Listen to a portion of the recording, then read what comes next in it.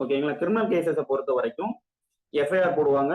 FIR அடுத்தது வந்து police வந்து இன்வெஸ்டிகேஷன் கண்டக்ட் பண்ணுவாங்க இல்லையா, அரெஸ்ட் இந்த ப்ரொசீஜர்லாம் இடையில வந்தாலும் வரும், தேவைப்பட்டாலும் அரெஸ்ட். ஓகேங்களா. ஏன்னா வந்து ஒரு சிட்டிசனோட right to life and personal லிபர்ட்டியை வந்துட்டு கட்டைல் பண்ற மாதிரி இருக்கக்கூடிய ஒரு செயல் தான் அரெஸ்ட். ஸோ அரெஸ்ட்ன்றது எல்லா கேஸ்லயுமே மேண்டேட்டரி கிடையாது, தேவைப்பட்டால்தான் அரெஸ்ட் பண்ணுவாங்க. ஓகேங்களா. அது எப்பப்பெல்லாம் அரெஸ்ட் பண்ணணும், எதுக்காக பண்ணணும் அப்படின்னா வந்து 41 to 60 சிஆர்பிசியில இருக்கு. அடுத்து அரெஸ்ட், பெயில் அது தனி ப்ராசஸ். அடுத்து எஃப்ஐஆருக்கு அடுத்தது எஃப்ஐஆர் இன்வெஸ்டிகேட் பண்ணி எவிடன்ஸ் எல்லாம் கலெக்ட் பண்ணி சார்ஜ் ஷீட் போடுவாங்க, ஃபைனல் ரிப்போர்ட் போடுவாங்க. ஃபைனல் ரிப்போர்ட் வந்து கோர்ட் வந்து அக்செப்ட் பண்ணிக்கிட்டு என்ன பண்ணுவாங்கன்னா, அக்யூஸ்டுக்கு வந்துட்டு சம்மன் அனுப்பி விட்டு, சம்மன் அனுப்பி அக்யூஸ்ட் அப்பியர் ஆன உடனே சார்ஜஸ் ஃப்ரேம் பண்ணுவாங்க. சார்ஜ் ஷீட்க்கு அடுத்தது அக்யூஸ்டுக்கு சம்மன் அனுப்பணும், சம்மன் அனுப்பி அக்யூஸ்ட் வந்த அப்புறம் சார்ஜஸ் ஃப்ரேம் பண்ணணும். இப்ப சார்ஜஸ் ஃப்ரேம் பண்ணிட்டாங்க. சார்ஜஸ் ஃப்ரேம் பண்ணதுக்கு அடுத்த ஸ்டேஜ் என்னன்னா, சார்ஜஸ்க்கு அக்யூஸ்ட கூப்பிட்டு ஆன்சர் சொல்ல சொல்லுவாங்க. இந்த மாதிரி வந்து நீ இந்த இந்த தேதியில இந்த இடத்துல வச்சு இந்த நபரை நீங்க வந்து கொலை செஞ்சீங்க, அதனால உண்மையிலே இந்திய தண்டனை சட்டத்தின் பிரிவு 302 கீழே நீ குற்றம் சாட்டுகிறேன் அப்படின்னு சொல்லிட்டு மர்டருக்காக, கொலை செஞ்ச குற்றத்துக்காக குற்றச்சாட்டு வணைவாங்க. இதுக்கு நீங்க என்ன சொல்றீங்கன்னு சொல்லிட்டு சார்ஜஸ் ஃப்ரேம் பண்ணிட்டு, அந்த சார்ஜஸ்க்கு நீங்க குற்றத்தை ஒத்துக்கிறீங்களா, இல்ல வந்து வழக்கை மேற்கொண்டு நடத்த குற்றத்தை ஒத்துக்காம இந்த வழக்கை வந்து மேற்கொண்டு நடத்த விரும்புறீங்களா அப்படின்னு சொல்லிட்டு சார்ஜஸ் ஃப்ரேமிங் அடுத்து கொஸ்டின் கேட்பாங்க. ப்ளீட் கில்ட்டி ஆர் நாட் அப்படின்னு சொல்லுவாங்க. ஸோ இப்போ இந்த கொஸ்டினுக்கு வந்துட்டு அக்யூஸ்ட் வந்து ப்ளீட் கில்ட்டி அப்படின்னு அக்செப்ட் பண்ணிட்டாருன்னா அந்த இடத்துல கேஸ் முடியுமானா சில மைனர் அஃபென்சஸ் எல்லாம் முடியும். செஷன்ஸ் கேஸை பொறுத்த வரைக்கும் ஈவன் அக்யூஸ்ட் வந்து ப்ளீட் கில்ட்டி பண்ணாலும் கன்விக்ட் பண்ணாதீங்க, அது வந்து டேஞ்சர்னு சொல்லிட்டு கேஸ் லாஸ் இருக்கு. செஷன் கேசஸை பொறுத்த வரைக்கும் ப்ளீட் கில்ட்டி பண்ணாலும் ஒத்துக்கிட்டாலுமே கூட ப்ராசிக்யூஷன் சைடு எவிடன்ஸுக்கு தான் போகும். ஸோ மற்ற கேசஸ் எல்லாம் பாத்தீங்கன்னா ப்ளீட் கில்ட்டி பண்ணிட்டாங்க அப்படின்னா வந்துட்டு கன்விக்ஷன் கொடுத்துட்டு அங்கேயே முடிக்கலாம் கேஸை. செஷன்ஸ் அஃபென்ஸை பொறுத்த வரைக்கும் ப்ளீட் கில்ட்டி பண்ணா கன்விக்ஷன் கொடுக்க கூடாது. இப்போ ப்ளீட் கில்ட்டி பண்ணல, அடுத்த ஸ்டேஜ் என்னன்னா ப்ராசிக்யூஷன். ப்ளீட் கில்ட்டி பண்ணலன்னா என்ன இருக்கும், ப்ராசிக்யூஷன் வந்துட்டு அக்யூஸ்ட் மேல இருக்கக்கூடிய கில்ட்டை ப்ரூவ் பண்றதுக்காக எவிடன்ஸ் பண்ணும். அடுத்த ஸ்டேஜ் என்னதுன்னா அதனால ப்ராசிக்யூஷன் எவிடன்ஸ். ப்ராசிக்யூஷன் எவிடன்ஸ் எல்லாம் முடிஞ்சிருச்சு, என்ன பண்ணணும்னா அடுத்தது 313 ஆஃப் சிஆர்பிசில ஒரு ப்ரொவிஷன் இருக்கும், மேண்டேட்டரி ப்ரொவிஷன். அது ப்ராசிக்யூஷன் எவிடன்ஸ் முடிஞ்ச அப்புறம் அக்யூஸ்டுக்கு எதிராக இருக்கக்கூடிய சாட்சியங்கள் எல்லாத்தையுமே எவ்ரி இன்கிரிமினேட்டிங் சர்க்கம்ஸ்டன்சஸ் அப்படின்னு சொல்லுவாங்க. ஓகேங்களா. எதிரிய குற்றச்சாட்டுக்கு உள்ளாக்கக்கூடிய ஒவ்வொரு இன்கிரிமினேட்டிங் சர்க்கம்ஸ்டன்சஸையும் அக்யூஸ்டுக்கு வந்து படிச்சு காமிச்சு, இந்த சாட்சி உன் மேல இந்த இடத்துல இந்த மாதிரி சாட்சி சொல்லியிருக்காரு, இதை வந்து உன்னை குற்றச்சாட்டுக்கு நீ தான் செஞ்சன்ற மாதிரி காமிக்கிற மாதிரி இந்த சாட்சியம் இருக்கு அப்படின்னு 313 மேண்டேட்டரியா, அந்த 313 1B ஸ்பெசிபிக்கா சொல்லணும்னா 313 சப்செக்ஷன் 1ல கிளாஸ் பி அதுல என்ன சொல்லுவாங்கன்னா, ப்ராசிக்யூஷன் சைட் விட்னஸஸ் எல்லாம் வந்து விசாரிச்சு முடிச்ச அப்புறம் அக்யூஸ்ட கூப்பிட்டு அவருக்கு எதிராக இருக்கக்கூடிய இன்கிரிமினேட் பண்ணக்கூடிய சூழ்நிலைகள் எல்லாம் எடுத்து சொல்லி அவர் அதுக்கு பதில் சொல்ல சொல்லணும். இந்த சாட்சி இந்த மாதிரி சொல்லியிருக்காரு, ப்ராசிக்யூஷன் விட்னஸ் 2வது விட்னஸ் இந்த மாதிரி சொல்லியிருக்காங்க, ப்ராசிக்யூஷன் விட்னஸ் 3வது விட்னஸ் உனக்கு எதிராக இந்த சாட்சி சொல்லியிருக்காங்க, மகதர் விட்னஸஸ் எல்லாம் இந்த சாட்சி சொல்லியிருக்காங்க, ஐ விட்னஸ் இந்த மாதிரி சாட்சி சொல்லியிருக்காங்க அப்படின்னு சொல்லிட்டு ப்ராசிக்யூஷன் எவிடன்ஸ்ல இருக்கக்கூடிய ஈச் அண்ட் எவ்ரி இன்கிரிமினேட்டிங் சர்க்கம்ஸ்டன்ஸையும் அக்யூஸ்டுக்கு எடுத்து சொல்லி அதை வந்து பதில் சொல்ல சொல்லணும். ஓகேங்களா. அது எப்படி இருக்கணும்னா, அந்த கொஸ்டின் வந்துட்டு ஒட்டுமொத்தமா ஒரு பேஜ் ஃபுல்லா அடிச்சு எல்லா எவிடன்ஸையும் அடிச்சு டைப் பண்ணி 2-3 பேஜ் அடிச்சு இதுக்கு என்ன பதில் சொல்ற அப்படி இருக்கணுமா? இல்ல, ஒவ்வொரு இன்கிரிமினேட்டிங் பண்ற சர்க்கம்ஸ்டன்சஸையும் பாத்தீங்கன்னா ஸ்பெசிபிக்கா இந்த சாட்சி இந்த பேரால இந்த மாதிரி உங்களுக்கு எதிராக சாட்சி இருக்கு, அது வந்து உங்களை வந்து குற்றச்சாட்டுக்கு அந்த குற்றத்துக்கு உள்ளாக்குற மாதிரி இருக்கு அப்படின்னு சொல்லி ஒவ்வொரு இன்கிரிமினேஷன் பண்ற சர்க்கம் 313 அப்படின்னு சொல்லுவாங்க. 313 ஸ்டேஜ்னே சொல்லுவாங்க. ப்ராசிக்யூஷன் சைட் விட்னஸ் முடிஞ்சப்போ 313 கொஸ்டின் கேட்பாங்க. அதுக்கு வந்து அக்யூஸ்ட் பதில் சொல்லுவாரு, இந்த சாட்சி இந்த மாதிரி சொன்னது வந்து இந்த இதுக்கு நான் வந்து காரணம் இல்லை, இப்படி எப்படின்னா காரணம் இல்லைன்னு சொல்லி 313 எக்ஸ்பிளனேஷன் கொடுக்கணும். அது ரிட்டன் ஆகும் கொடுக்கலாம். அடுத்து இந்த ஸ்டேஜ் முடிஞ்ச அப்புறம் என்ன ஸ்டேஜ்னா பாத்தீங்கன்னா டிஃபென்ஸ் சைடு விட்னஸ் ஸ்டார்ட் ஆயிடும்.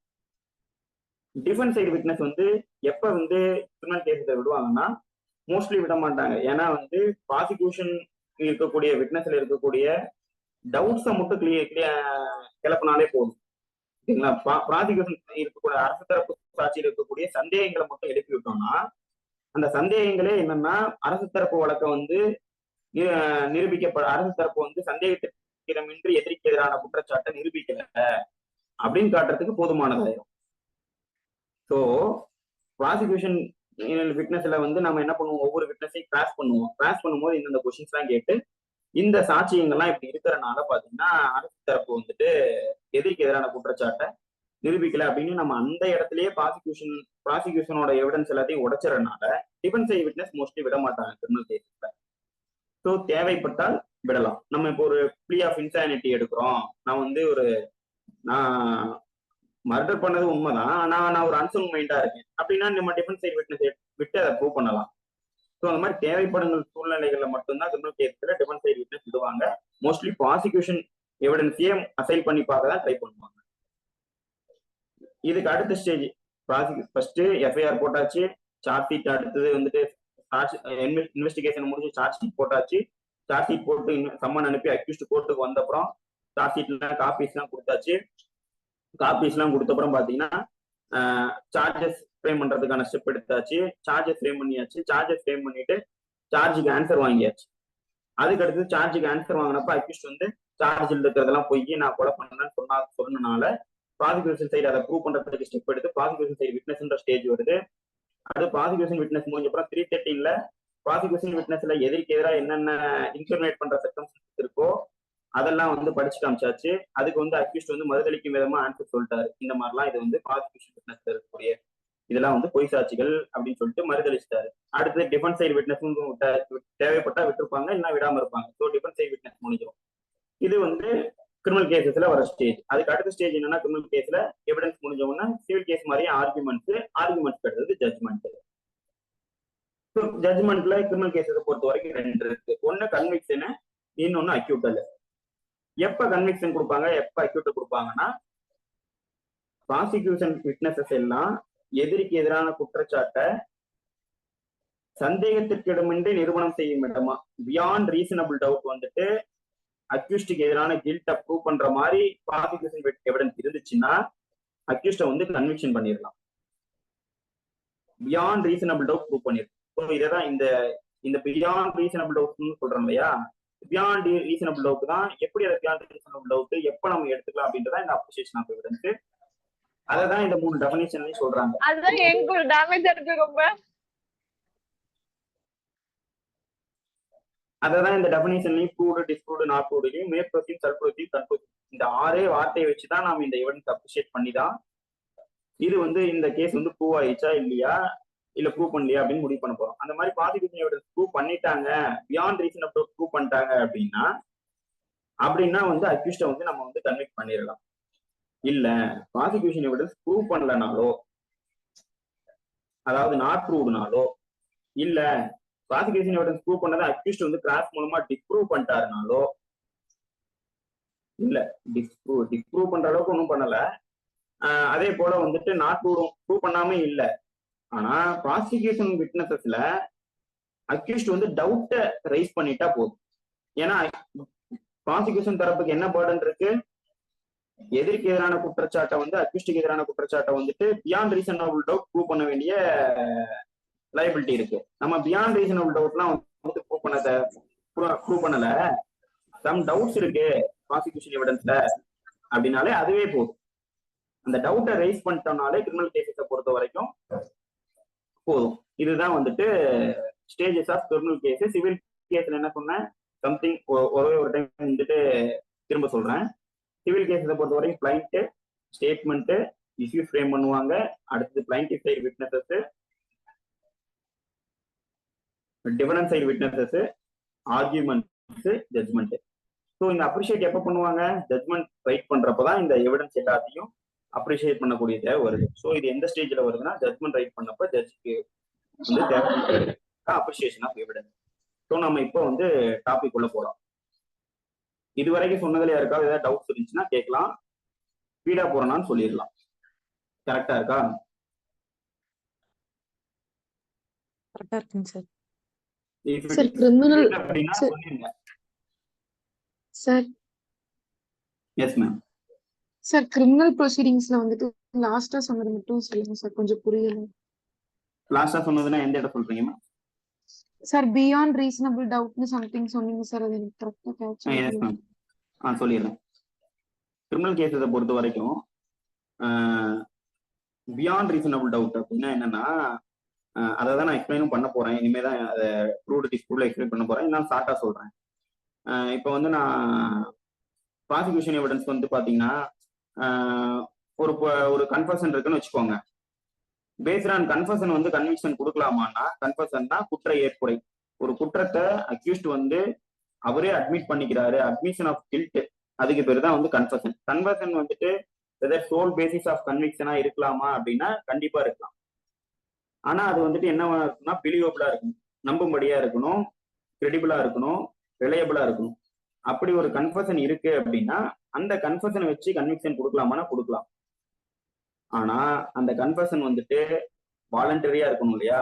வாலண்டரினஸ் இல்லாம சம்திங் அக்யூஸ்ட் வந்துட்டு போலீஸ் வந்து மிரட்டி வாங்கினாங்க அந்த கன்ஃபர்ஷனை, கோயர்ஷன் இருக்கு, அன்டி இன்ஃபுளுன்ஸ் இருக்கு அந்த கன்ஃபர்ஷன்ல அப்படின்னு சொல்லி ஒரு டவுட்டை கிரியேட் பண்ற மாதிரி நம்ம டிஃபென்ஸ் சைட்ல வந்து கிராஸ் ரைஸ் பண்ணிட்டோம்னா, ப்ராசிக்யூஷன் வந்துட்டு பியாண்ட் ரீசனபிள் டவுட் அந்த கேஸை ப்ரூவ் பண்ற அக்யூஸ்டுக்கு ஃபேவரா வந்து டவுட்ஸ் இருக்கிறனால அந்த அக்யூஸ்டுக்கு ஃபேவரா இருக்கக்கூடிய டவுட்ஸ், அந்த டவுட்ஸை வந்து அக்யூஸ்டுக்கு ஃபேவரா தீர்மானிச்சு அக்யூஸ்ட வந்து அக்யூட்டல் கொடுத்துடலாம்.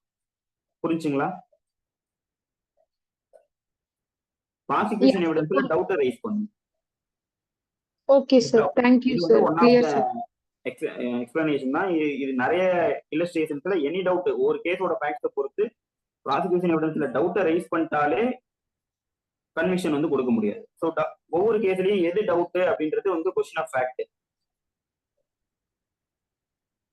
இதெல்லாம் டவுட், இப்படி எல்லாம் டவுட்னு சொல்ல முடியாது. அப்படி நம்ம கேட்டகரிஸா ஃபிக்ஸ் பண்ண முடியாது. இது வந்து அந்த அந்த அளவுக்கு அந்த டவுட் வந்துட்டு, இந்த ஒரு டவுட் ரைஸ் பண்றோம், அந்த டவுட் வந்துட்டு ப்ராசிக்யூஷனோட விட்னஸோட கிரெடிபிலிட்டியை உடைக்கிற அளவுக்கு இருக்கா, ரிலையபிலிட்டியை உடைக்கிற அளவுக்கு இருக்கா, அந்த அளவுக்கு அந்த டவுட் இருக்கணும். அது வந்து கொஸ்டின் ஆஃப் ஃபேக்ட் இல்லையா? ஈச் கேஸ்லயும் வந்து ஒவ்வொரு கேஸோட ஃபேக்ட்ஸ் அண்ட் சர்க்கம்ஸ்டன்ஸ் வச்சு நம்ம முடிவு பண்ணணும்.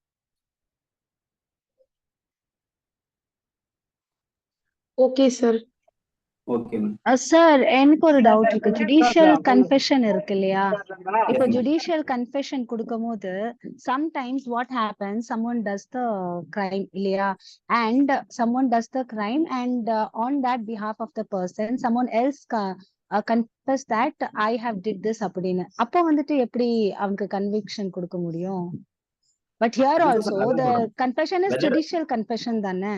ஜுடிஷியல் கன்ஃபர்ஷன்னா வெதர் த டெஸ்ட் இஸ் என்னன்னா, என்ன டெஸ்ட்னா ரெண்டு டெஸ்ட் இருக்கு. அதான் உள்ள இந்த ப்ரூவ்டு டெஃபினேஷன் வரப்போது சொல்றேன். ரெண்டு டெஸ்ட், வெதர் அது ரிலையபிளா இல்லையான்றதான் வந்து மெயின் டெஸ்ட். அந்த ரிலையபிள் டெஸ்ட்டுக்கு தான் ப்ரூவ்டுன்ற டெஃபினேஷனே பார்க்க போறோம். ஸோ ஒரு இந்த கன்ஃபர்ஷன் வந்துட்டு இன்கேஸ் வந்து இல்ல வேற ஒருத்தர் கொடுக்குறாங்க, வேற ஒருத்தர் போய் சொல்லிட்டாரு அப்படின்னா, கன்ஃபர்ஷன் வந்து கோர்ட்ல கொடுக்கறதுக்கு பேர் வந்துட்டு என்னன்னா அக்கம்ப்ளிஷ் எவிடன்ஸ். அக்கம்ப்ளிஷ் எவிடன்ஸையும் நீங்க வந்து கன்ஃபர்ஷனையும் ஈக்குவலா பார்க்காதீங்க. இஃப் கன்ஃபர்ஷன் கொடுத்துட்டு வந்து அவர் வந்து மாறிடுறாரு கோர்ட்ல, இல்ல நான் அந்த கன்ஃபர்ஷனே கொடுக்கலன்றாரு, அந்த கன்ஃபர்ஷனே கொடுக்கலன்றதுல இப்ப ரெட்ராக்டட் கன்ஃபர்ஷன் ஆயிரும்.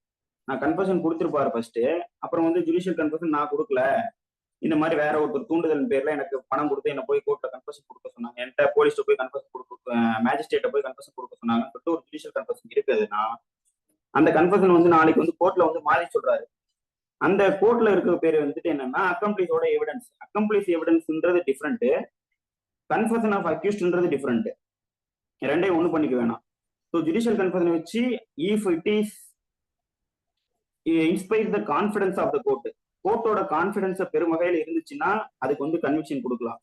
இஃப் வந்து நீங்க சொல்றீங்கல்ல இந்த டவுட் இருக்கு உங்களுக்கு, கன்ஃபர்ஷன்ல சம்திங் இவர் இல்ல அக்யூஸ்ட், இவர் கொடுக்கல, வேற யாரோ கொடுத்த கன்ஃபர்ஷன் இதுன்னு தெரிய வந்துச்சுன்னா நம்ம என்ன பண்ணலாம்னா, அதுதான் எப்படி நான் கேக்குறேன் சார்.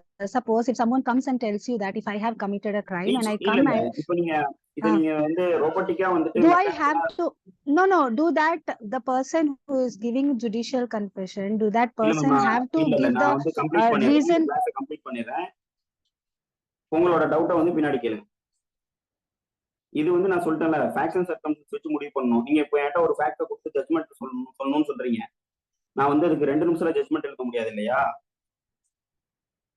அது எப்படி பண்றது அப்படின்னா, ஒரு என்டையர் ஃபேக்டையும் கொடுத்துட்டு இதுக்கு ஜட்மெண்ட் எழுது அப்படின்னா அது வந்து நீங்க வந்து ப்ராப்பரா இருக்குமே தவிர, இப்ப நீங்க வந்து ஒரு ஒரு 2 லைன்ல வந்து இது எப்படி நம்ம பண்றது அப்படின்னு சொல்லணும்னா சொல்ல முடியாது. அது ஈச் கேஸோட ஃபேக்ட்ஸ் அண்ட் சர்க்கம்ஸ்டன்ஸ் வச்சு தான் முடிவு பண்ணணும். நான் இந்த கிளாஸ் முடிச்சிடுறேன். முடிச்ச உடனே உங்க டவுட் கேளுங்க. இதை தான் இந்த கிளாஸ் எடுக்க போறேன்.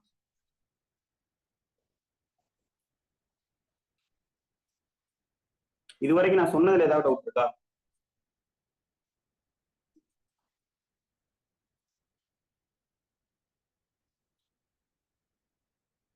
சொன்னதுல யாருக்கா டவுட் இருக்குங்களா? Okay ma'am, okay ma'am. Speedo இருக்கா? கரெக்டா இருந்துச்சு. Okay ma'am, thank you ma'am. So இப்போ நம்ம எந்த ஸ்டேஜில் அப்ரிசியேஷன் ஆஃப் எவிடன்ஸ் வருது என்னன்னு பார்த்துட்டோம். ஸோ இப்போ அப்ரிசியேஷன் ஆஃப் எவிடன்ஸ் அப்படின்றது என்னன்னா, லாஸ்ட் செஷன்லேயே சொன்ன மாதிரி லாஸ்ட் செஷன்ல நம்ம வந்து சொன்ன மாதிரி என்னன்னா, இந்த கோர்ட்ல இருக்கக்கூடிய ப்ராசிக்யூஷன் சைடு அட்வொகேட்டோ டிஃபென்ஸ் சைடு அட்வொகேட்டோ இல்லை ஜட்ஜோ இவங்க யாருமே வந்துட்டு ஒரு அந்த அஃபென்ஸ் நடந்த அக்கரன்ஸ் வந்து நேரில் பார்த்தவங்க கிடையாது இல்லையா? எல்லாருக்குமே என்னன்னா கோர்ட்ல கொடுக்கக்கூடிய evidence, papers, oral evidence, documentary evidence இதை வச்சுதான் முடிவு பண்ண போறாங்க.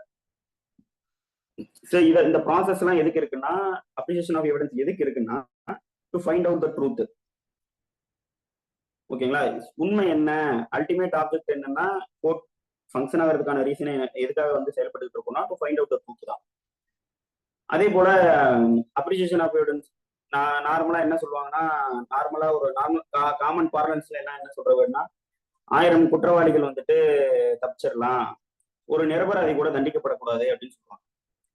பட் இஃப் வந்து இந்த அப்ரிசியேஷன் ஆஃப் எவிடன்ஸ்ன்றது ப்ராப்பரா இருந்துச்சு அப்படின்னா, இந்த எவிடன்ஸ் ஆக்ட்ல இருக்கக்கூடிய டேர்ம்ஸ் அண்ட் எக்ஸ்பிரஷன்ஸ் வந்து ப்ராப்பரா யூஸ் பண்ணி எவிடன்ஸ் அப்ரிஷியேட் பண்ணோம்னா, ஒரு கில்ட் மேன் கூட எஸ்கேப் ஆக முடியாது. அதே போல வந்து ஒரு இன்னசென்ட் பர்சன் கூட கன்விக்ஷன் கொடுத்துட முடியாது. இஃப் நாம இதை வந்து ப்ராப்பரா யூஸ் பண்றோமா இல்லையா அப்படின்றதா வந்து மேட்டர்.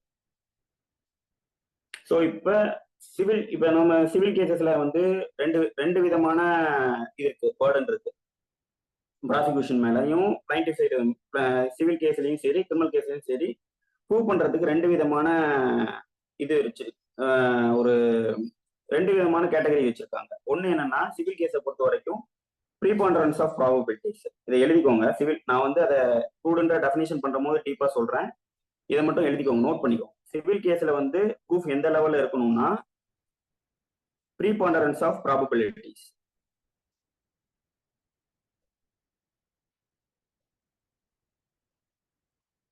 கிரிமினல் கேசஸை பொறுத்த வரைக்கும் beyond reasonable doubt.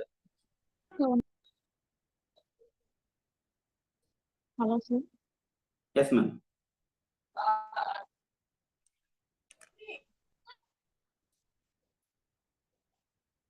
Yes ma'am, doubt ஏதாவது கேட்டீங்க? சார் சிவில் கேஸ் மட்டும் இன்னும் இருக்கா, சொல்லுங்க சார், அது வாய்ஸ் கிளியரா இல்ல. Preponderance of probabilities ma'am. PRE PON DER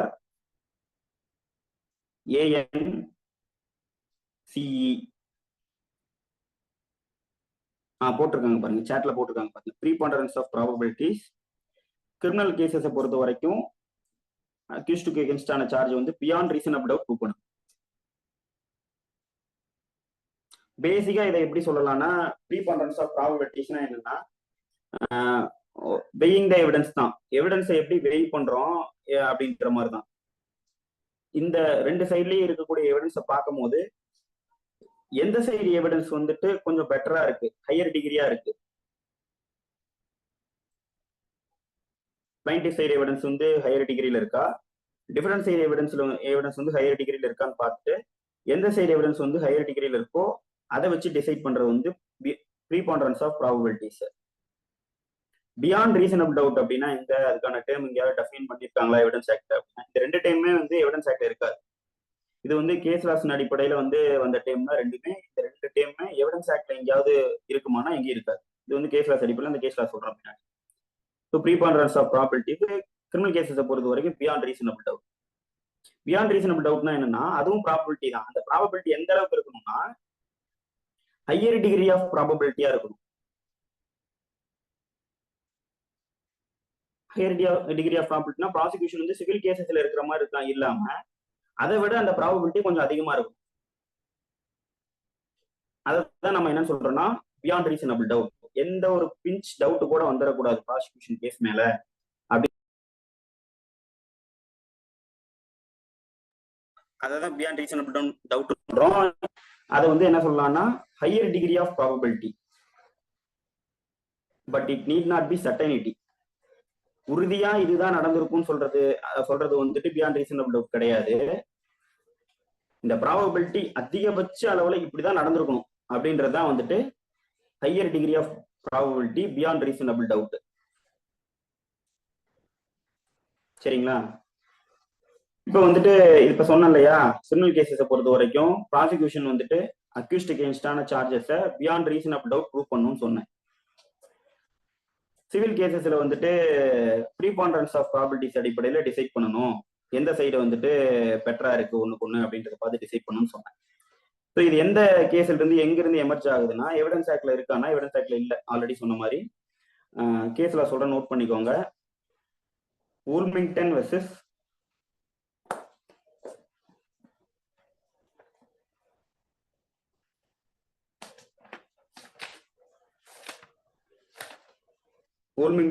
director of Public ப்ராசிக்யூஷன்ஸ்.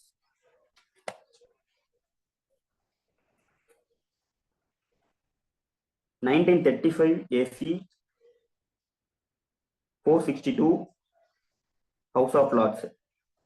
So இப்போ இன்னும் நீங்க இன்னமும் எந்த சுப்ரீம் கோர்ட், மெட்ராஸ் ஹைகோர்ட் எந்த கேசஸ் எடுத்து பார்த்தீங்கன்னாலும் ஏதாவது ஒரு கேஸ்ல பியாண்ட் ரீசனபிள் டவுட்டையும் ப்ரீபாண்டரன்ஸ் ஆஃப் ப்ராபர்ட்டிஸ் இந்த ரெண்டு தியரியும் இங்க எந்த கேஸ்ல டிஸ்கஸ் பண்ணாலுமே கூட ஸ்டில் இந்த ஒரு ஜட்மெண்ட் தான் எல்லா கேசஸ்லயுமே ஃபாலோ பண்ணிட்டு இருக்காங்க.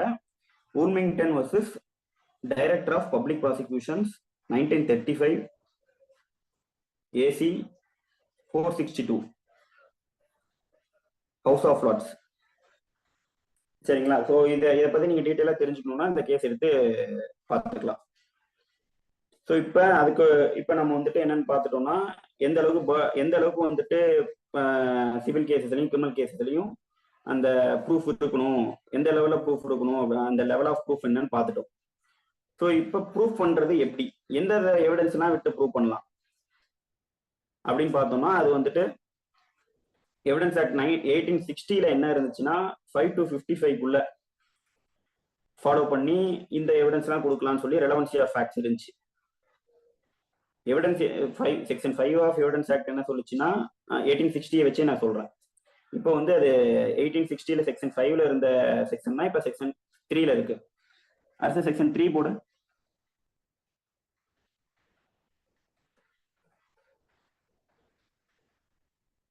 ஓகே, கீழே லாஸ்ட்ல இருக்கு பாருங்க. Section 3,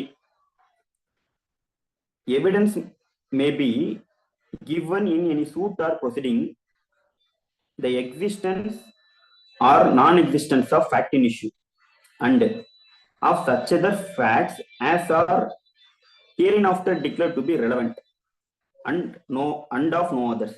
So evidence may be given in any suit or proceedings means suit na civil case, proceedings na criminal case mean பண்றாங்க. Existence non-existence of every fact in issue. ஒவ்வொரு fact in issue means ஒரு கேஸ்ல murder நடந்திருக்கா இல்லையா அப்படின்றது ஒரு fact இன் issue. Murder நடந்ததுக்கான intention இருக்கா இல்லையான்றது ஃபேக்ட் இன் இஷ்யூ. அவரு கிரேவன் சடன் ப்ரொவகேஷன்ல அந்த அஃபென்ஸை பண்ணாரா அப்படின்றது ஃபேக்ட் இன் இஷ்யூ. ஸோ இதுதான் ஃபேக்ட் இன் இஷ்யூவா இருக்கும் ஒரு மர்டர் கேஸ்ல இருக்க வாய்ப்பு இருக்கக்கூடிய சூழ்நிலைகள். இதே சிவில் கேஸை பொறுத்த வரைக்கும் மணி சூட் எடுத்துக்கிட்டோம்னா இல்ல ஒரு ஸ்பெசிபிக் பெர்ஃபார்மன்ஸ் சூட் எடுத்துக்கிறீங்கன்னா என்ன ஃபேக்ட் இன் இஷ்யூவா இருக்கும்? பிளைன்டிஃப் ரெடினஸ் வில்லிங்னஸா இருந்தாரா இல்லையா, வெதர் இந்த அக்ரிமெண்ட் சேல்ன்ற பர்பஸ்க்காக ஏற்றப்பட்டதா இல்ல இந்த அக்ரிமெண்ட் ஒரு லோன் அக்ரிமெண்டா இருக்கு, லோனுக்காக ஏற்பட்டதா, கடன் கொடுத்ததுக்காக சேல் அக்ரிமெண்ட் போட்டுக்கிட்டாங்க, உண்மையாலுமே விற்கணும்ன்ற எண்ணமே கிடையாது அப்படின்ற மாதிரி ஒரு இஷ்யூஸ் எல்லாம் ரைஸ் ஆகும். இதே பார்ட்டிஷன் சூட்ல என்னென்ன இஷ்யூஸ் வரலாம்? வெதர் சூட் ப்ராப்பர்ட்டி வந்து செல்ஃப் எஃபெக்ட் ப்ராப்பர்ட்டியா கோபார்ஷனரி ப்ராப்பர்ட்டியான்னு வரலாம். சரி, ஓகே, செல்ஃப் எஃபெக்ட் ப்ராப்பர்ட்டியா கோபார்ஷனரி ப்ராப்பர்ட்டியான்னு முடிவு பண்ணியாச்சு. ஸோ எவ்வளோ ஷேர் இருக்குன்றது ஃபேக்டிங் இஷ்யூவா வரலாம். ஃபேக்டிங் இஷ்யூனா என்ன? அந்த கோர் மேட்ரு இதுதான் இந்த கேஸ்ல டிசைட் பண்ண வேண்டிய விஷயம் அப்படின்றதான் ஃபேக்டிங் இஷ்யூ. ஆல்ரெடி போன செஷனே சொல்லிட்டேன். ஸோ ரிஸ்க் ஆஃப் ரிப்பீட்டேஷனுக்காக தான் இந்த இடத்துல நான் திரும்ப சொல்றேன். ஸோ எவிடன்ஸ் மேபி அந்த ப்ரொவிஷன் பாருங்க, செக்ஷன் 3 பாருங்க, படிக்கிறேன். Evidence may be given in any suit or proceeding of the existence or non-existence of every fact in issue. So ஒரு ஃபேக்டிங் இஷ்யூ இருக்கு இல்ல, ஒரு என்ன சொல்லுவாங்க, செல்ஃப் எஃபெக்ட் ப்ராப்பர்ட்டின்னு ஒரு சைட்ல சொல்லுவாங்க, பிளைண்டிஃப் செல்ஃப் எஃபெக்ட் ப்ராப்பர்ட்டின்னு டிஃபரன்ஸ் சொல்லுவாங்க. பிளைண்டிஃப் சைட்ல வந்து இது இல்ல, இது கோபார்ஷனரி ப்ராப்பர்ட்டி, எனக்கு கோபார்ஷனர்ன்ற அடிப்படையில் ரைட் இருக்குன்னு பிளைண்டிஃப் சொல்லுவாரு. ஸோ எக்ஸிஸ்டன்ஸ் ஆர் நான் எக்ஸிஸ்டன்ஸ் ஆஃப் எவ்ரி ஃபேக்டிங் இஷ்யூ இதை பொறுத்து எவிடன்ஸ் கொடுக்கலாம். செல்ஃப் எஃபெக்ட் ப்ராப்பர்ட்டினும் எவிடன்ஸ் கொடுக்கலாம், இது வந்து கோபார்ஷனரி ப்ராப்பர்ட்டினும் எவிடன்ஸ் கொடுக்கலாம், ரெண்டு சைடுமே கொடுக்கலாம். அடுத்து வேற எதை பொறுத்து எவிடன்ஸ் கொடுக்கலாம்? And half such other facts as are hereinafter declared to be relevant. So இந்த சாப்டர் 2 போட்டிருக்காங்க பாருங்க மேல, அது கீழே என்ன போட்டிருக்காங்க? இந்த சாப்டர் எதை பத்தி வருது? ரெலவன்சி ஆஃப் ஃபேக்ட்ஸ், அதான் சொல்றாங்க கீழே. And half such other facts as are hereinafter declared to be relevant. இதுக்கு கீழே எந்தெந்த ஃபேக்ட்ஸ்லாம் வந்துட்டு ரெலவன்ட் ஃபேக்ட்னு டிக்ளேர் பண்ணிருக்காங்களோ, இந்த சாப்டர் 2ல வேற என்னெல்லாம் 3க்கு அடுத்தது 4, 5, 6ன்னு இருக்கும் இல்லையா, இந்த சாப்டர்ல 4ல இருந்து இருக்கக்கூடிய ஃபேக்ட்ஸ் எல்லாம் இதெல்லாம் ரெலவென்ட் இருக்கோ அந்த ஃபேக்டை பொறுத்தும் எவிடன்ஸ் கொடுக்கலாம். வேற எது பத்தியாவது கொடுக்க முடியுமானா and of no others. So வேற எதை பத்தியுமே கொடுக்க முடியாது. ஸோ எவிடன்ஸ் எதை பத்தி கொடுக்கலாம்? ஒன்னு ஃபேக்டின் இஷ்யூவா இருக்கணும், இல்லைன்னா ரெலவன்ட் ஃபேக்டா இருக்கணும். ரெலவன்ட் ஃபேக்ட் எங்க இருக்கு? சாப்டர் 2ல இருக்கக்கூடிய செக்ஷன்ஸ் எல்லாமே ரெலவன்சி ஆஃப் ஃபேக்ட்ஸ் தான். ஸோ ஒன்னு ஃபேக்டின் இஷ்யூவா இருக்கணும், ஃபேக்டின் இஷ்யூனா ஸ்ட்ரெயிட்டாவே அந்த இஷ்யூல டிசைட் பண்ணக்கூடிய விஷயமா இருக்கணும், இல்லைன்னா வந்து ரெலவன்சி ஆஃப் ஃபேக்ட்ஸா இருக்கணும். கன்ஃபஷனு, அட்மிஷனு, எக்ஸ்பர்ட் ஒப்பீனியனு, கேரக்டர் எந்தெந்த டைம்லாம் ரெலவென்ட்னு டிசைட் பண்றது, அலிபி நான் இந்த இடத்துல இல்ல, நான் சம்பவம் நடக்கும்போது சென்னையில இருந்தேன்னு சொல்றது, section 11 of evidence act. So இதெல்லாம் பாத்தீங்கன்னா ரெலவன்சி ஆஃப் ஃபேக்ட்ஸ். ஸோ இதை பொறுத்தும் எவிடன்ஸ் கொடுக்கலாம். ஃபேக்டின் இஷ்யூ ஸ்ட்ரெயிட்டாவே அந்த இஷ்யூக்கு வந்து டிசைட் பண்ணக்கூடிய விஷயமா இருக்குன்னா அதை பொறுத்தும் எவிடன்ஸ் கொடுக்கலாம். வேற எதை பொறுத்து கொடுக்க முடியுமானா அதை தான் லாஸ்ட் வார்த்தையில சொல்லிட்டாங்க, அண்ட் ஆஃப் நோ அதர்ஸ்னு சொல்லிட்டாங்க. ஸோ இதை பொறுத்து தான் எவிடன்ஸ் கொடுக்க போறோம். ஸோ எதை பொறுத்து எவிடன்ஸ் கொடுக்கணும் நமக்கு தெரிஞ்சு போச்சு. இப்ப இதை பொறுத்து எவிடன்ஸ் கொடுத்து முடிச்சிட்டாங்க. இந்த ரெலவன்சி ஆஃப் ஃபேக்ட்ஸ் கீழே அது அட்மிசபிள் ஃபேக்ட்ஸ் ஆயிடுச்சு. ஸோ இந்த மாதிரி ஃபேக்ட்ஸ் பொறுத்து எவிடன்ஸ் கொடுத்தாச்சு. இப்ப வந்து இதை எந்த அளவுக்கு நான் நம்புறது, எந்த அளவுக்கு பிலீவ் பண்ணி பிளைண்டிஃப் சைட்ல டிசைட் பண்ணுமா இல்ல டிஃபரன்ஸ் சைடுக்கு ஃபேவரா டிசைட் பண்ணுமா அப்படின்ற கொஸ்டின் வரும். அதே போல வந்துட்டு கிரிமினல் கேசஸ் பொறுத்த வரைக்கும் இதே மாதிரி தான். கிரிமினல் கேஸுக்கும் இதே தியரி தான். ஃபேக்டின் இஷ்யூக்கும் ரெலவன்ட் ஃபேக்ட்டுக்கும் எவிடன்ஸ் கொடுத்துட்டாங்க. மர்டர் இவர் தான் பண்ணாரு, இதுக்கு கன்ஃபஷன் இருக்கு, அதை பொறுத்து எவிடன்ஸ் எல்லாம் கொடுத்துட்டாங்க, ஐ விட்னஸஸ் எல்லாம் கொடுத்துட்டாங்க. அதை எந்த அளவுக்கு நம்ம வந்து நம்புறது? ஸோ அதுதான் வந்து appreciation of evidence. Appreciation of evidence சொல்லணுமானா அப்ரிசியேஷன் ஆஃப் எவிடன்ஸ் தான் சொல்லணும், வெயிங் த எவிடன்ஸ் அப்படின்னு கூட சொல்லக்கூடாது. எந்த அளவுக்கு வெயிட்டேஜ் கொடுக்குறோம் அப்படின்றது இல்ல, எந்த அளவுக்கு நம்ம அப்ரிஷியேட் பண்றோம், சீர்தூக்கி பார்க்கிறோம் சாட்சியத்தை. தமிழ்ல வந்து அப்ரிசியேஷன் ஆஃப் எவிடன்ஸ்னா சாட்சியத்தை சீர்தூக்கி பார்த்தல் அப்படின்னு சொல்லுவாங்க. ஸோ அதே மாதிரி ஃபேக்டின் இஷ்யூனா என்னன்னா தமிழ்ல பிரச்சனையில் உள்ள பொறுமை, அந்த பிரச்சனையில நேரடியாவே தொடர்புடைய பொறுமை தான் ஃபேக்டின் இஷ்யூ. ரெலவன்சி ஆஃப் ஃபேக்ட்னா தொடர்புடைய பொறுமைகள். அந்த ஃபேக்டின் இஷ்யூக்கு எதெல்லாம் ரெலவன்சியா இருக்கு, அந்த ரெலவன்சியா இருக்கிறதுனா நம்ம வந்து போற போக்குல ரெலவன்சியா இருக்கக்கூடாது. அது சாப்டர் 2ல வந்து சொல்லியிருக்கக்கூடிய செக்ஷன்ஸுக்கு கீழே ரெலவன்சியா இருக்கும். ஸோ இதை பொறுத்து நம்ம வந்துட்டு எவிடன்ஸை அப்ரிஷியேட் பண்ண போறோம். எவிடன்ஸ் அப்ரிஷியேட் பண்ணி எந்த அளவுக்கு நம்ம வந்து இந்த இதை வச்சு நான் கன்விக்ஷன் கொடுக்குற அளவுக்கு இருக்குதா இந்த எவிடன்ஸ் அப்படின்றத நம்ம பார்க்க போறோம். இந்த கன்விக்ஷன் கொடுக்குற அளவுக்கு இருக்குதா இல்லையான்றதான் ஒரு விஷயம், ப்ரூவ்டா, நாட் ப்ரூவ்டா, டிஸ்ப்ரூவ்டா அப்படின்றது. ஸோ இப்போ நம்ம வந்து ப்ரூவ்ட் அப்படின்ற டெஃபினிஷனுக்குள்ள போகலாம். ஸோ மேல பாருங்க 2Jல வந்து ப்ரூவ்டுன்னு டெஃபினிஷன் கொடுத்துருக்காங்க, இதே சேம் பேஜ்ல.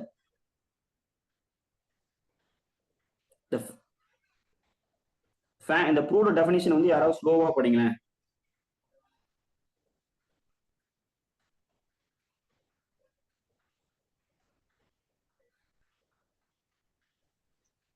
Proved. A fact is said to be proved when, after considering the matters before it, நிறுத்துங்க ma'am. Ma'am wait. the fact is said to be proved. the fact is proved அப்படின்னு கொடுக்கல, எப்ப வந்து ப்ரூவ்டுன்னு எடுத்துக்கலாம் அப்படின்னு கொடுக்குறாங்க. the fact is said to be proved. ஓகேங்களா? அடுத்து படிங்க. If the court either believe it to இல்ல, exist ப்ரூவ்டுக்கு அடுத்து படிங்க. a fact is said to be proved. அதுக்கு அடுத்தது when after considering the matter before it. Stop பண்ணுங்க. After considering the matters before it அப்படின்னு இருக்குங்களா?